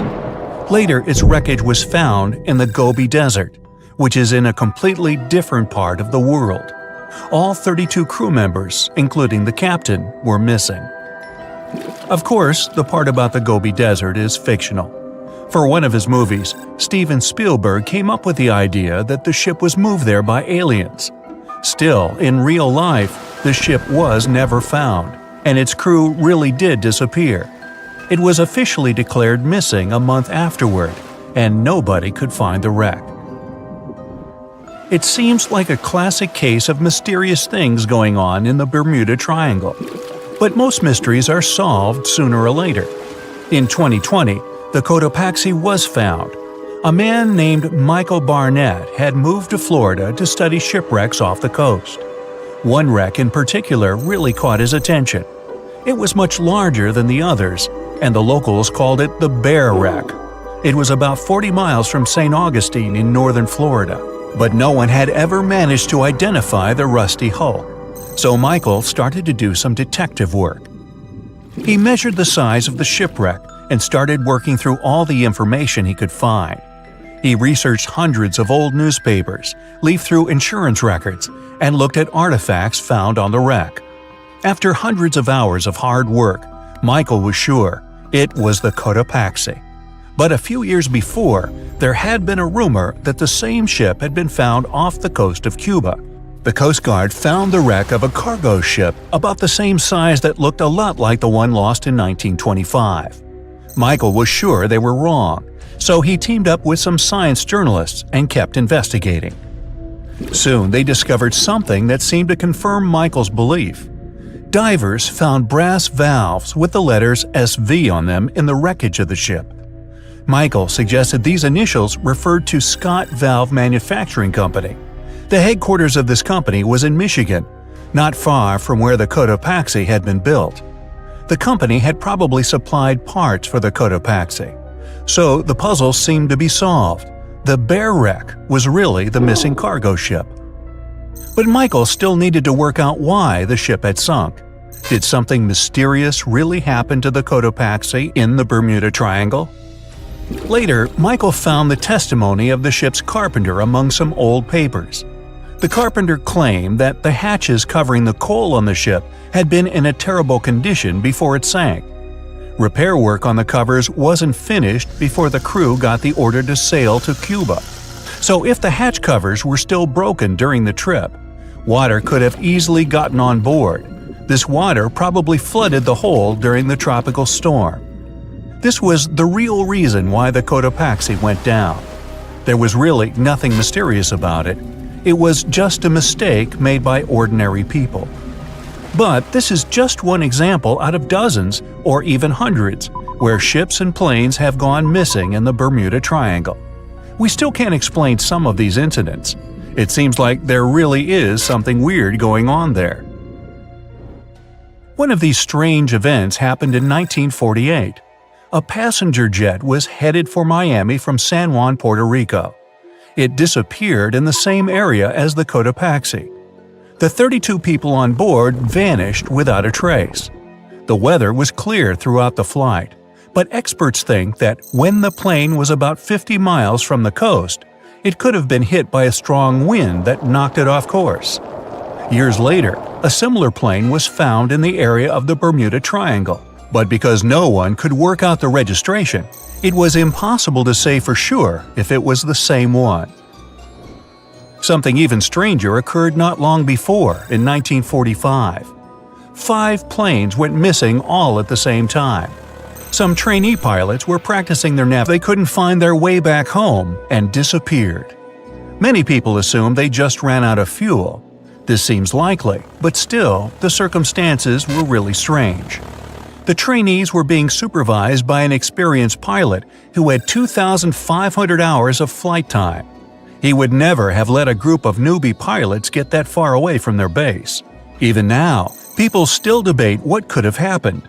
Some insist the pilots ran into something supernatural out there in the Bermuda Triangle. But who knows? And here's another freaky thing that happened there which no expert has been able to explain. Time travel. In 1970, Bruce Gurnon was flying a plane from Andros Island to the Florida coast. When he was at 11,500 feet, a giant cloud appeared in front of him. It kept getting bigger and bigger, and he had no choice but to fly through it. As soon as he did, the plane was surrounded by darkness. It was as if the day had turned to night in a split second. Suddenly, Bruce began to see white flashes of light around him. They were so bright that they lit up the entire sky. But they weren't lightning bolts, although he couldn't really explain what they were. The plane continued through the strange cloud for almost a half an hour. Bruce noticed that the cloud changed shape during this time. The space around the plane turned into a tunnel. Then the tunnel started narrowing. Bruce became really tense as he tried to cope with the plane's controls. All his instruments and navigation equipment were going crazy, and the electronics stopped working. Then, a white light appeared at the end of the tunnel. Just like in the movies, the plane escaped the closing cloud tunnel at the very last second. Everything was fine, but now Bruce found himself in some white fog. He had no idea where he was. Then he managed to contact ground control. He was shocked when he learned that his plane was already in the airspace above Miami. It seemed that something impossible had happened. Bruce was meant to cover a distance of about 250 miles during the flight. This usually took 1.5 hours, but he had managed it in just 47 minutes, almost 2 times faster than normal. When Bruce landed, he went to check the amount of fuel left in the tank. It turned out he'd used up a lot less than the normal amount of fuel as well. Could there be a logical explanation for the time-traveling plane? Well, records show that a large number of sunspots were detected on the surface of the sun that day, and there was a strong solar wind. This could easily have made the electronics and devices on the plane go crazy. But what about the mysterious cloud? The Florida coast is a place where 2 large air currents meet. One has a high pressure and the other is a low pressure one. This causes a lot of storm clouds in the area. But people still debate how Bruce was able to cover the distance so quickly. Some people say that some kind of mysterious dark energy was involved. Others say it was a gravitational anomaly that curves space and time. Others think that Bruce is just a fraud. We still don't know the truth. So, is there really something supernatural about the Bermuda Triangle? Or is it all just coincidences and made-up stories? The truth is that no more planes and ships disappear in the